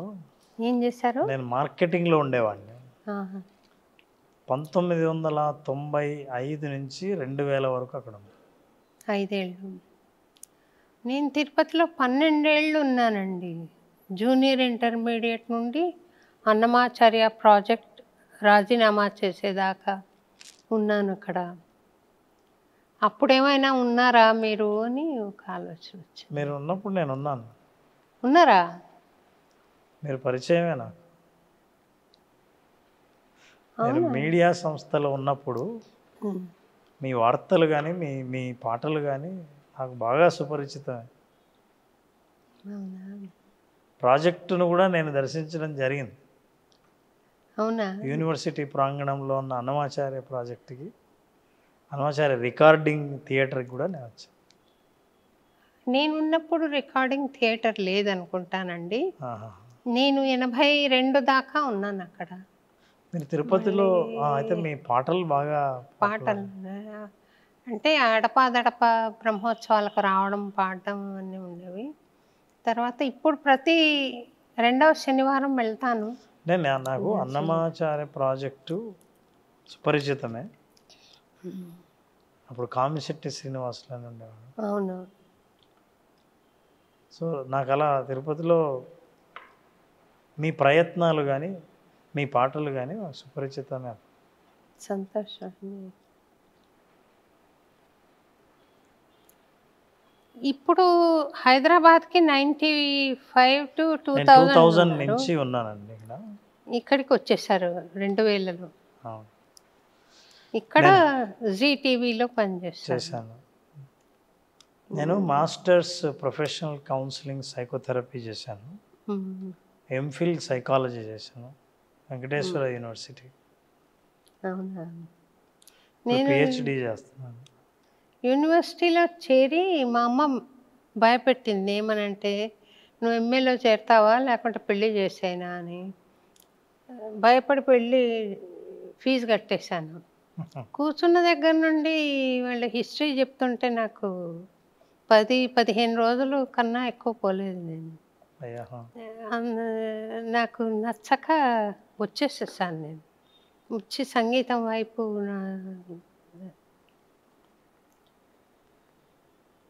తర్వాత నుండి ఈ ఫీల్డ్కి ఎప్పుడు వచ్చారు, గైడింగ్ ఫీల్డ్కి ఎప్పుడు వచ్చారు? యాక్చువల్గా అది మొదటి నుంచి ఉందండి. నేను యాక్చువల్గా పీపుల్ పర్సన్ మొదటి నుంచి కూడా. నేను వేదిక మీద మాట్లాడడము, పర్ఫార్మెన్స్ ఇవ్వడం, నేను చిన్నప్పటి నుంచి స్కూల్లో మంచి మంచి స్టోరీలు చెప్పడం, క్లాస్ లేనప్పుడు టీచరే నన్ను పిలిచి ఏవైనా మోరల్ స్టోరీస్ చెప్పమనటం. ఆ తర్వాత అది చాలా సహజంగానే సైకాలజీ వైపు వెళ్ళడం, కౌన్సిలింగ్లో ఉండడం. స్కూలింగ్ ఎక్కడ చేశారు? అంతా డిగ్రీ దాకా నేను ప్రొద్దుటూరే అండి. ప్రొద్దుటూరు. ఇందాక మనం ఒక సబ్జెక్ట్ అనుకున్నాము, విజువలైజేషన్. నేను విశ్వసిస్తానండి విజువలైజేషన్ని. కానీ పగటి కళలతో ఆగిపోయే వాళ్ళకి మీ సందేశం ఏంటి, మీ ఉపాయాలు, అభ్యాసాలు కొంచెం చెప్పండి. తప్పకుండా అండి. నేను ఒకసారి ఈయన మన కల్కి భగవాన్ ఉన్నారు చూడండి, ఆయన దగ్గరికి వెళ్ళవలసి వచ్చింది. నేను మా ఆయన వెళ్ళాం. వెళ్తే నీకు ఎంత డబ్బు కావాలి నీ ప్రాజెక్ట్ చేయడానికి అని అడిగారు వారు. అయితే నాకేం కావాలో తెలుసు కానీ అది ఎంత డబ్బు అవుతుందో నాకు తెలియదు స్వామి అని చెప్పాను. అట్లా అయితే కాదు అని ఆయన ఒక ఉదాహరణ చెప్పారు. విజువలైజేషన్లో ఎంత డీటెయిలింగ్ ఉంటే అంత పర్ఫెక్ట్గా జరుగుతుంది. ఒకతనికి ఇలా చాలా పెద్ద కారు విజువలైజేషన్లోనే అంట. మళ్ళీ దానికి తగిన ఎఫర్ట్ చేయకపోవడం మూలాన how he had to cell away the car and settle with a small car అనేది చెప్పారనమాట. కాబట్టి నువ్వు నీ డీటెయిలింగ్ కరెక్ట్గా ఉండాలి. ఆణా పైసలతో సహా ఇంత కావాలి నా ప్రాజెక్ట్కి అని నువ్వు అనుకుంటే తప్ప అది కాదు. ఏం కావాలి, ఎక్కడ ఉండాలి, ఎలా ఉండాలి, దానికి ఎంత ఖర్చు అవుతుందో చెప్పాలి. అప్పుడు నేను సహకరించాలన్నా, విశ్వం సహకరించాలన్నా నీ విజువలైజేషన్ ఇంత డీటెయిలింగ్గా ఉండాలి అన్నట్టు చెప్పారు. అది కరెక్టా లేకుంటే మీ సాంప్రదాయం ఉందా? నాకు తెలిసి మీరు విజువలైజేషన్ తెలిసో తెలియకో చేశారండి. నాకు తెలిసి ఈ ప్రాజెక్టు, ఈ అన్నమయ్యపురాన్ని మీరు నిర్మించాలన్నది మీ విజువలైజేషన్ లేకుండా ఇది సాధ్యమవ్వదు. కరెక్ట్. ముందర లేదండి నాకు ఈ హాల్ ఒకటే. నేను వాళ్ళకి నేర్పాలి, ఒక హాల్ కావాలి అని అద్దె హాల్స్ తీసుకుంటుండేదాన్ని. కానీ మధ్యలో వచ్చింది విజువలైజేషన్ జరిగింది. అది కరెక్ట్. దృశ్యీకరించుకోవటం మన లక్ష్యాన్ని సాధించడానికి చాలా ఉపయోగపడుతుంది. మీ లక్ష్యాన్ని మీరు చూడకపోతే ప్రపంచం ఎలా చూస్తుంది? నేను సాధించబోయే లక్ష్యాన్ని నేను ముందే మనసుతో చూసి నా బ్రెయిన్లో ఆ పిక్చర్ని నేను క్రియేట్ చేసుకోగలిగితే, నేను ఏది క్రియేట్ చేసుకున్నానో నా జీవితం ఆ క్రియేషన్ వైపు నడిపిస్తుంది. నన్ను అవే నిర్ణయాలు తీసుకునేలా చేస్తుంది, అటువంటి వ్యక్తుల్నే కలిసేలా చేస్తుంది, ఆ పరిస్థితుల్నే నేను ఆకర్షించేలా చేస్తుంది. మేనిఫెస్టేషన్ అంటే నా కళని సాక్షాత్కరింప చేసుకోవాలంటే నేను దృశ్యీకరించుకుంటే ఆ దృశ్యాన్ని నేను నిజం చేసుకోగలను. సో విజువలైజేషన్ అనేది ఒక పవర్ఫుల్ సైంటిఫిక్ టూల్. ప్రపంచవ్యాప్తంగా గొప్ప గొప్ప అథ్లెట్స్ కానీ, గొప్ప విజయాలు సాధించిన వాళ్ళు కానీ వాళ్ళ విజయాన్ని 2 సార్లు చూశారు. ఒకసారి మనసులో, రెండోసారి నిజంగా. So every success is created twice. అసలు ఈ ప్రపంచం, మనం ఇవాళ చూస్తున్న ప్రపంచం అంతా సృష్టి జరగడానికి కారణం సృష్టించిన వ్యక్తి. ప్రతి ఒక్కరు ఏ క్రియేషన్ అయినా, ఒక బిల్డింగ్ కానివ్వండి, ఒక నిర్మాణం ఏదైనా సరే, ఆ ఒక ఇంజనీర్ ఎలా ఉంటుందో చూడకపోతే దాన్ని కన్స్ట్రక్ట్ చేసిన తర్వాత చూద్దామని ఎవరు అనుకోరు. ముందే ఇలా ఉంటుందనే క్రియేట్ చేస్తారు. సో విజువలైజేషన్ అనేది అంత అవసరం. అయితే చాలామంది మీరు అన్నారు పగటి కళలతోనే ఆగిపోతాయని. విజువలైజేషన్ వరకు మీరు ఆపారు, మీ ప్రయత్నం ఏం చేశారు? అది important. Without action just visualisation become a dream. If you visualise the dream it becomes success, it becomes real. So care to achieve it అన్నారు ఆయన. Care to achieve it. So మీ కళ ఎలా ఉండాలంటే నిద్రపోయి కనే కళలాగా కాకుండా కళగంటే నిద్ర కూడా రాని లేచి నిజం చేసుకుని సాకారం చేసుకునేటట్టు ఉండాలి. మన అబుల్ కలాం గారు dare to dream, care to achieve it అనేది కరెక్ట్.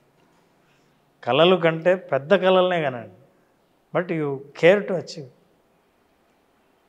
అందుకే గొప్పగా మనం దృశ్యీకరించుకోవాలన్నా విజువలైజ్ చేసుకోవాలనుకున్నా you need to be a dare enough. మీకు ఆ ధైర్యము ఆ సాహసం ఉండాలి.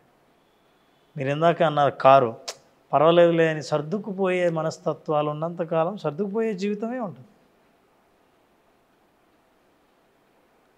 సో విజువలైజేషన్లో మన లక్ష్యాన్ని నిర్ణయించడం, నిర్దేశించడం, నిర్మించుకోవటం, దృశ్యీకరించడం లాంటివి చేయడం ద్వారా మీ లక్ష్యాన్ని మీరు చేరుకుంటారు. మొత్తం విశ్వం మీకు సహకరిస్తుంది మీ ఆలోచనలకు. There is a system called RAS మన బ్రెయిన్లో, రెటిక్యులర్ యాక్టివేటింగ్ సిస్టమ్ అంట. Reticular activating system. ఈ సిస్టమ్ యొక్క పని ఏంటంటే బ్రెయిన్లో మీరు ఏది నమ్మారో దానికి సంబంధించిన ప్రూఫ్స్ చూపించడమే దాని కర్తవ్యం. మీరు ఏది నిజం అనుకున్నారో అదే నిజంగా మీ జీవితంలో మీకు చూపించడమే దాని పని. యద్భావం తద్భవతి. మీ భావాన్ని నిజం చేస్తుంది. సో మీరు ఇవాళ ఏదైనా మనసులో అనుకుంటే ఆ రోజు ఎందుకో అనుకున్న మనిషే ఫోన్ చేయడమో, వాళ్ళే ఎదురు కావటమో, వాళ్ళతో మాట్లాడాల్సిన పరిస్థితి రావడమో, అదే కలర్ రంగు కారు చూడడమో, ఆ ఊరికే వెళ్ళడమో జరుగుతుంది. మీరు అలా సో అలా జరిగినప్పుడు మనం ఇంటెన్స్ ప్రాక్టీసెస్ కొన్ని విజువలైజేషన్ ద్వారా చేసినప్పుడు మిమ్మల్ని ఆ పరిస్థితులు, ఆ నిర్ణయాలు, ఆ యాక్షన్స్ ఇవన్నీ మీ చుట్టూ కనిపించడం మొదలు. అవకాశాలే లేవు అని అనుకున్న పరిస్థితుల్లో కూడా విజువలైజ్ చేసిన వాళ్లకు కంటికి ఎదురుగా అవకాశాలు కనిపించడం మొదలుపెడతాయి. అందువల్ల ఈ విజువలైజేషన్ ప్రయోజనం చాలా ఉంది. ఒక వ్యక్తి ఆపరేషన్ తర్వాత రికవర్ అవుతుంటే, రికవర్ అవ్వటానికి వేళ్ళు కదలకపోతే మీరు కదిలిస్తున్నట్టు విజువలైజ్ చేయండి అన్నప్పుడు నరాలు కూడా సహకరించాయి. స్పోర్ట్స్ మెన్ ఆడుతున్నప్పుడు తను అద్భుతంగా ఆడాలని క్రికెట్ కానీ బాస్కెట్బాల్ కానీ ఏ స్పోర్ట్ అయినా ఆడుతున్నప్పుడు నేను ఇలా ఆడాలి అని ఎంత విజువలైజ్ చేస్తామో బ్రెయిన్ అలాగే ఆడడానికి మీ శరీరాన్ని కూడా సహకరించేటట్టు చేస్తాం. ఇది విజువలైజేషన్. ఇందులో చాలా విషయాలు ఉన్నాయి, ఎలా ప్రాక్టీస్ చేయాలి ఏంటి అని. మనశ్శాంతితో ధ్యానంలో మీకు కావలసిన లక్ష్యానికి దృశ్యరూపం ఇస్తే, చెప్పండి, దృశ్యరూపం ఇస్తే మనం సత్యం అని కూడా అంటాం కదా. సత్యం మీరు తుమ్మితే సత్యం అని కూడా అంటాం కదండి. సో ఇప్పుడు నేను మాట్లాడుతుంటే విజువలైజేషన్ మీద మీరు తుమ్మారు, అది సత్యం అనుకోవచ్చు కూడా కదా. మీరు బ్లెస్ యూ అంటారేమో. బ్లెస్ యూ, చిరంజీవి అంటారు. సత్యమే మీరు అనేది, చాలా సత్యం అండి. సో ఇప్పుడు నేను మాట్లాడుతున్న మాటలు సహకరించడానికి యూనివర్స్ మీ చేత తుమ్ము తెప్పించి ఉండొచ్చుగా. కరెక్ట్ అన్నమాట. సో విజువలైజేషన్ ప్రాక్టీస్తో ధ్యానం ద్వారా ప్రశాంతమైన మనసులో దృశ్యాన్ని నిర్మించుకుని భావాల్ని కూడా, ఆ భావోద్వేగాల్ని కూడా అనుభవించడం ద్వారా మీ జీవన పరిస్థితుల్ని మార్చుకునే అవకాశం మన చేతిలోనే ఉంది అని చెప్పడానికి విజువలైజేషన్ సహకరిస్తుంది. థ్యాంక్స్ అండి. లాస్ట్ క్వశ్చన్ ఒకటి అడుగుతాను. మనిషి విజయం సాధించడం ముఖ్యమా, మానవుడు అనిపించుకోవడం ముఖ్యమా, మంచి మార్గంలో పోవడం ముఖ్యమా, విజయం వైపు సాగడం ముఖ్యమా? ఎందుకంటే లోకంలో చాలా రకాల పరిస్థితులు ఉంటాయి. కొన్ని మానవీయ విలువల వైపు వెళ్తాయి. ఇందాక నేను చెప్పాను, నేను నాకేంటి సంబంధం అనుకుని ఉంటే అది వేరేలా ఉండేదేమో, ఇంకొంచెం ముందుకు వెళ్ళగలిగేదాన్నేమో, తెలీదు, వెనకబడేదాన్నేమో తెలియదు. కానీ పరిస్థితిని గమనిస్తే, అటు సైడ్ ఆలోచిస్తే నేను ముందుకు వెళ్ళగలిగేదాన్ని. కాకపోతే మంచి మనిషి అనిపించుకోవడం ముఖ్యమా, విజయుడు అనిపించుకోవడం ముఖ్యమా? విక్టర్, యాక్చువల్గా అయితే మీ ప్రశ్నలోనే ఆన్సర్ ఉంది, ఈ సమాధానం కూడా మీకు తెలుసు. అయితే నేను ఇందాకే మీకు మనవి చేశాను, కొన్ని నేను నమ్మిన విలువలు ఉన్నాయి, తెలిసిన విలువలు ఉన్నాయి, మిమ్మల్ని అడిగి మీ ద్వారా యువతకి తెలియజేయడం తప్పకుండా ముఖ్యం. పయనం ఎలా ఉండాలి? విజయం వైపు ఉండాలా, ధర్మం వైపు ఉండాలా? విజయం అన్నది పర్సనల్ డెఫినేషన్ అండి. విజయం అనే డెఫినేషన్ ప్రతి మనిషికి ఒకే డెఫినేషన్ కాదు. ఫర్ ఎగ్జాంపుల్, ధర్మాన్ని పాటిస్తూ నేను ఫెయిల్ అయినా అదే నా విజయం కావచ్చు. విజయం అంటే వస్తు సంపద సేకరించడమా, అందరికీ కనిపించేలాంటి ఆస్తుల్ని సంపాదించడమా? మీ దృష్టిలో విజయం అంటే ఏంటి అనేది పర్సనల్ డెఫినేషన్. నేను సాధించే ప్రయత్నంలో ఫెయిల్ అయినా అదే నా విజయం అని కూడా నేను నా డెఫినేషన్ ఇచ్చుకోవచ్చు. సో మీరు దేన్ని విజయంగా డిఫైన్ చేస్తున్నారు అనేది చాలా ఇంపార్టెంట్. నేను పర్సనల్ డెఫినేషన్ కాకుండా లోకరీతి ఒకటి ఉంది. ఇప్పుడు పద్మశ్రీ వస్తే ఒక గుర్తింపు, పద్మవిభూషణ్ వస్తే ఒక గుర్తింపు ఉంది. అది గుర్తింపు రాకపోతే ఒక స్థాయి ఉంది. అది వస్తే రికగ్నిషన్ సమాజంలో వేరేగా ఉంది. అది విజయమని గుర్తించే సమాజం ఉంది, ఒక భాగం, చాలా భాగం ఉంది. తక్కువ భాగం విలువలకి వాల్యూ ఇస్తారేమో, విలువల్ని ప్రోత్సహిస్తారేమో, విలువల్ని గుర్తిస్తారేమో. కానీ మంచి మనిషిని మనలో ఎంతమంది గుర్తించగలుగుతున్నారు సమాజంలో?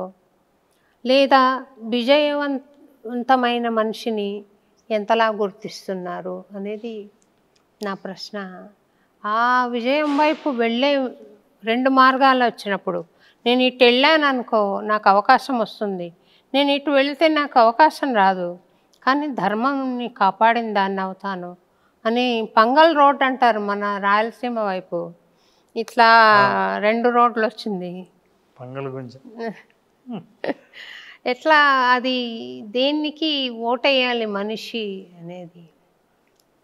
మనిషికి రెండు సమాధానాలు చెప్పుకోవాలండి. ఒకటి, నాకు సమాధానం నేను చెప్పాలి, సమాజానికి చెప్పాలి. నేను సమాజానికి సమాధానం చెప్పుకోవాలా, నాకు నేను సమాధానం చెప్పుకోవాలా అన్నది మొదటి నిర్ణయం మీరు తీసుకోవాల్సింది. సమాజానికి సమాధానం కన్నా నాకు కూడా లబ్ధి కదా. అదే ఆ లబ్ధిలో మీరు అది ప్రాధాన్యమైనప్పుడు నాకు నేను నా ఆత్మవిమర్శ, ఆత్మ ప్రశ్నని ఆపేయాలి. అది ప్రధానమైనప్పుడు. ఒకవేళ ఇది ప్రధానమైనప్పుడు దాన్ని నేను ఆశించకూడదు. గుర్తింపు కోసమే విలువలను పాటించడం, నేను ఏదైనా చెయ్యడము అని అనుకుంటే గుర్తింపు బై ప్రోడక్ట్. సో నేరుగా గుర్తింపు కోసం చేసే ప్రయత్నాలు కాదు. మీరు చేసే ప్రయత్నం నిజాయితీగా ఉంటే గుర్తింపు దానంతట అదే వస్తుంది. మీకు తెలుసా, గుర్తింపు గురించి ఒక చిన్న విషయం చెప్తాను. చాలామంది జీవితంలో గుర్తింపు కోసం ప్రాకులాడినంతకాలం గుర్తింపు రాదు. ఏ రోజు గుర్తింపును వదిలేసి నువ్వు ఏదైనా పని చేస్తున్నావో అప్పుడు గుర్తింపు వస్తే అప్పుడు మీకు గుర్తింపు అక్కర్లేదు, మీరు ఆశించరు ఆ గుర్తింపుని. This is life. అయితే ఈ రెండే అక్కర్లేదు, మూడో మార్గం కూడా ఉంది. ధర్మాన్ని పాటిస్తూ నేను ముందుకు వెళ్తుంటే నా ప్రోగ్రెస్ స్లోగా ఉంటుంది. నేను ఆస్తుల్ని సంపాదించలేను, కానీ ఆత్మతృప్తితో నేను బ్రతుకుతాను. అయితే నా జీవితం అతి సాధారణంగా, సహజంగా ఉంటుంది అని నేను ఎప్పుడెప్పుడైతే నేను త్యాగం చేయడం మొదలు పెడతానో సామాజికమైన గుర్తింపు, అవార్డులు, రివార్డులు వీటిని త్యాగం చేయడం మొదలు పెడతానో ఈ వయా మీడియా మూడోది ధర్మాన్ని పాటిస్తా, నేను చేయవలసింది చేస్తా, నా ప్రయత్న లోపం ఉండదు. బలహీనతకు చూడండి తేడా ఉంది. బలహీనతకు విలువల్ని నమ్ముకొని జీవితానికి రెండిటికి చాలా తేడా ఉంది. బలహీనతగా చూపించి మీరు ఫెయిల్ అయ్యి నేను ఈ విలువను పాటించాల్సిన అని చూపించక్కర్లేదు. విలువలను పాటిస్తూ ధర్మాన్ని పాటిస్తూ మీ జీవితాన్ని అద్భుతంగా మీరు సాగించవచ్చు. అట్లాంటి జీవితాలు చాలా ఉన్నాయి. కాకపోతే అన్ని విలువలు వదిలేసిన వాడికి వచ్చిన గుర్తింపు రావాలని కోరుకోకపోవడమే మీరు చేయాల్సిన పని. సో అలాంటి జీవితాన్ని సాధించడానికి మూడో మార్గం ఉంది. ధర్మాన్ని పాటించండి, కానీ మీ జీవితం ఎలా సాగుతుందో ఆ జీవితాన్ని ప్రేమిస్తూ ముందుకు సాగండి అనేది ఇంపార్టెంట్. మా అక్కయ్య ఫ్రెండ్ ఒక ఆవిడ నాకు అడ్వైజ్ ఇచ్చింది, Shobha don't keep company with failures, be always with the winner అండి. అది మానవీయ విలువ ఎలా అవుతుందండి? ఎందుకు కాదండి, తప్పకుండా అది మంచి మాటే. అది అండి ఏంటంటే నాలుక అన్ని పళ్ళ మధ్య ఉన్నా పళ్ళ మధ్య నలగాల్సిన అవసరం లేదు, తప్పించుకొని తిరుగుతూనే ఉంటుంది.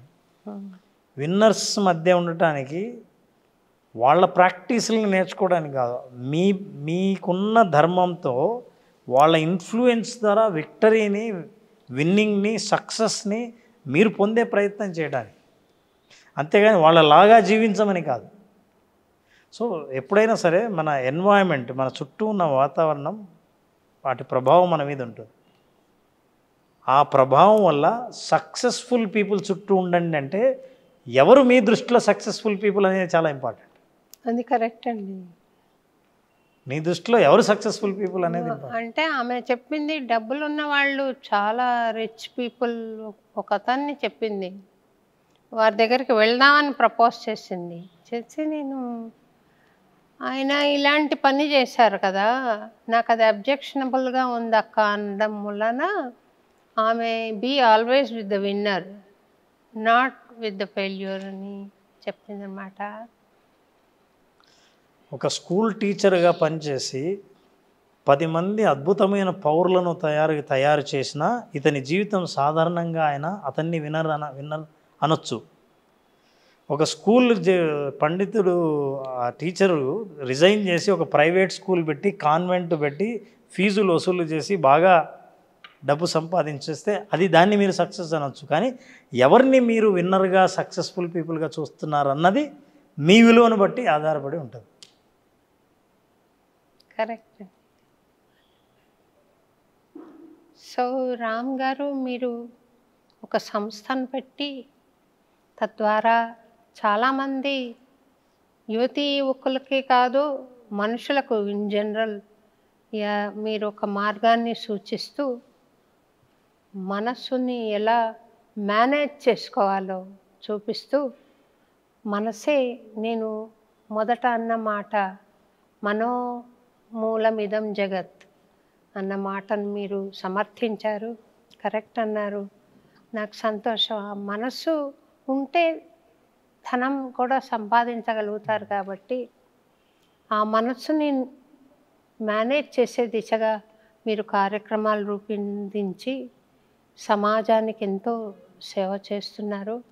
మీ సేవ అద్భుతంగా సాగాలని, భగవంతుడి అనుగ్రహంతో మీరు ఇంకా చాలామందికి సహాయం చేయగలిగే స్థితి మీకు రావాలని, మీ సేవలు సమాజం సరిగా ఉపయోగించుకోగలగాలని, ఈ జరుగుతున్న అద్భుతమైన సేవకు సరి అయిన గుర్తింపు సమాజం నుండి వచ్చి మీకు ప్రోత్సాహకరంగా ఉండాలని నేను స్వామిని ప్రార్థిస్తూ ఇంత టైం మాకు కేటాయించినందుకు మీకు కృతజ్ఞతలు చెప్తున్నానండి. మీరు అన్నమయ్యపురం రావడం నిజంగా సంతోషంగా ఉంది. నా దృష్టిలో మీరు రామ్ అని పేరు పెట్టుకున్నారు కానీ కృష్ణుడు పని చేస్తున్నారు. భగవద్గీత ప్రవచనం ఆయన అర్జునుడికి ఎలా చెప్పారో అలా మనుషులందరికీ మీరు చెబుతూ సన్మార్గంలో పెట్టడమే కాకుండా విజయం వైపు ఎలా వెళ్ళాలో సూచిస్తున్నారు. చాలా సంతోషం అండి మిమ్మల్ని చాలా కలవడం. సంతోషం అండి. నా సంతోషం. నా కృషికి మీరు కృషి అని అన్నాను కానీ నా ప్రయత్నాన్ని మీరు ఇంతగా గొప్పగా చెప్పడం అతి సాధారణంగా సహజంగా సమాజంలో చేతనైనంత సహాయం చేయాలనే ఈ ప్రయత్నం చేస్తున్నాను. సంతోషం. చాలా సంతోషం. Thank you. సంతోషం. Thank you.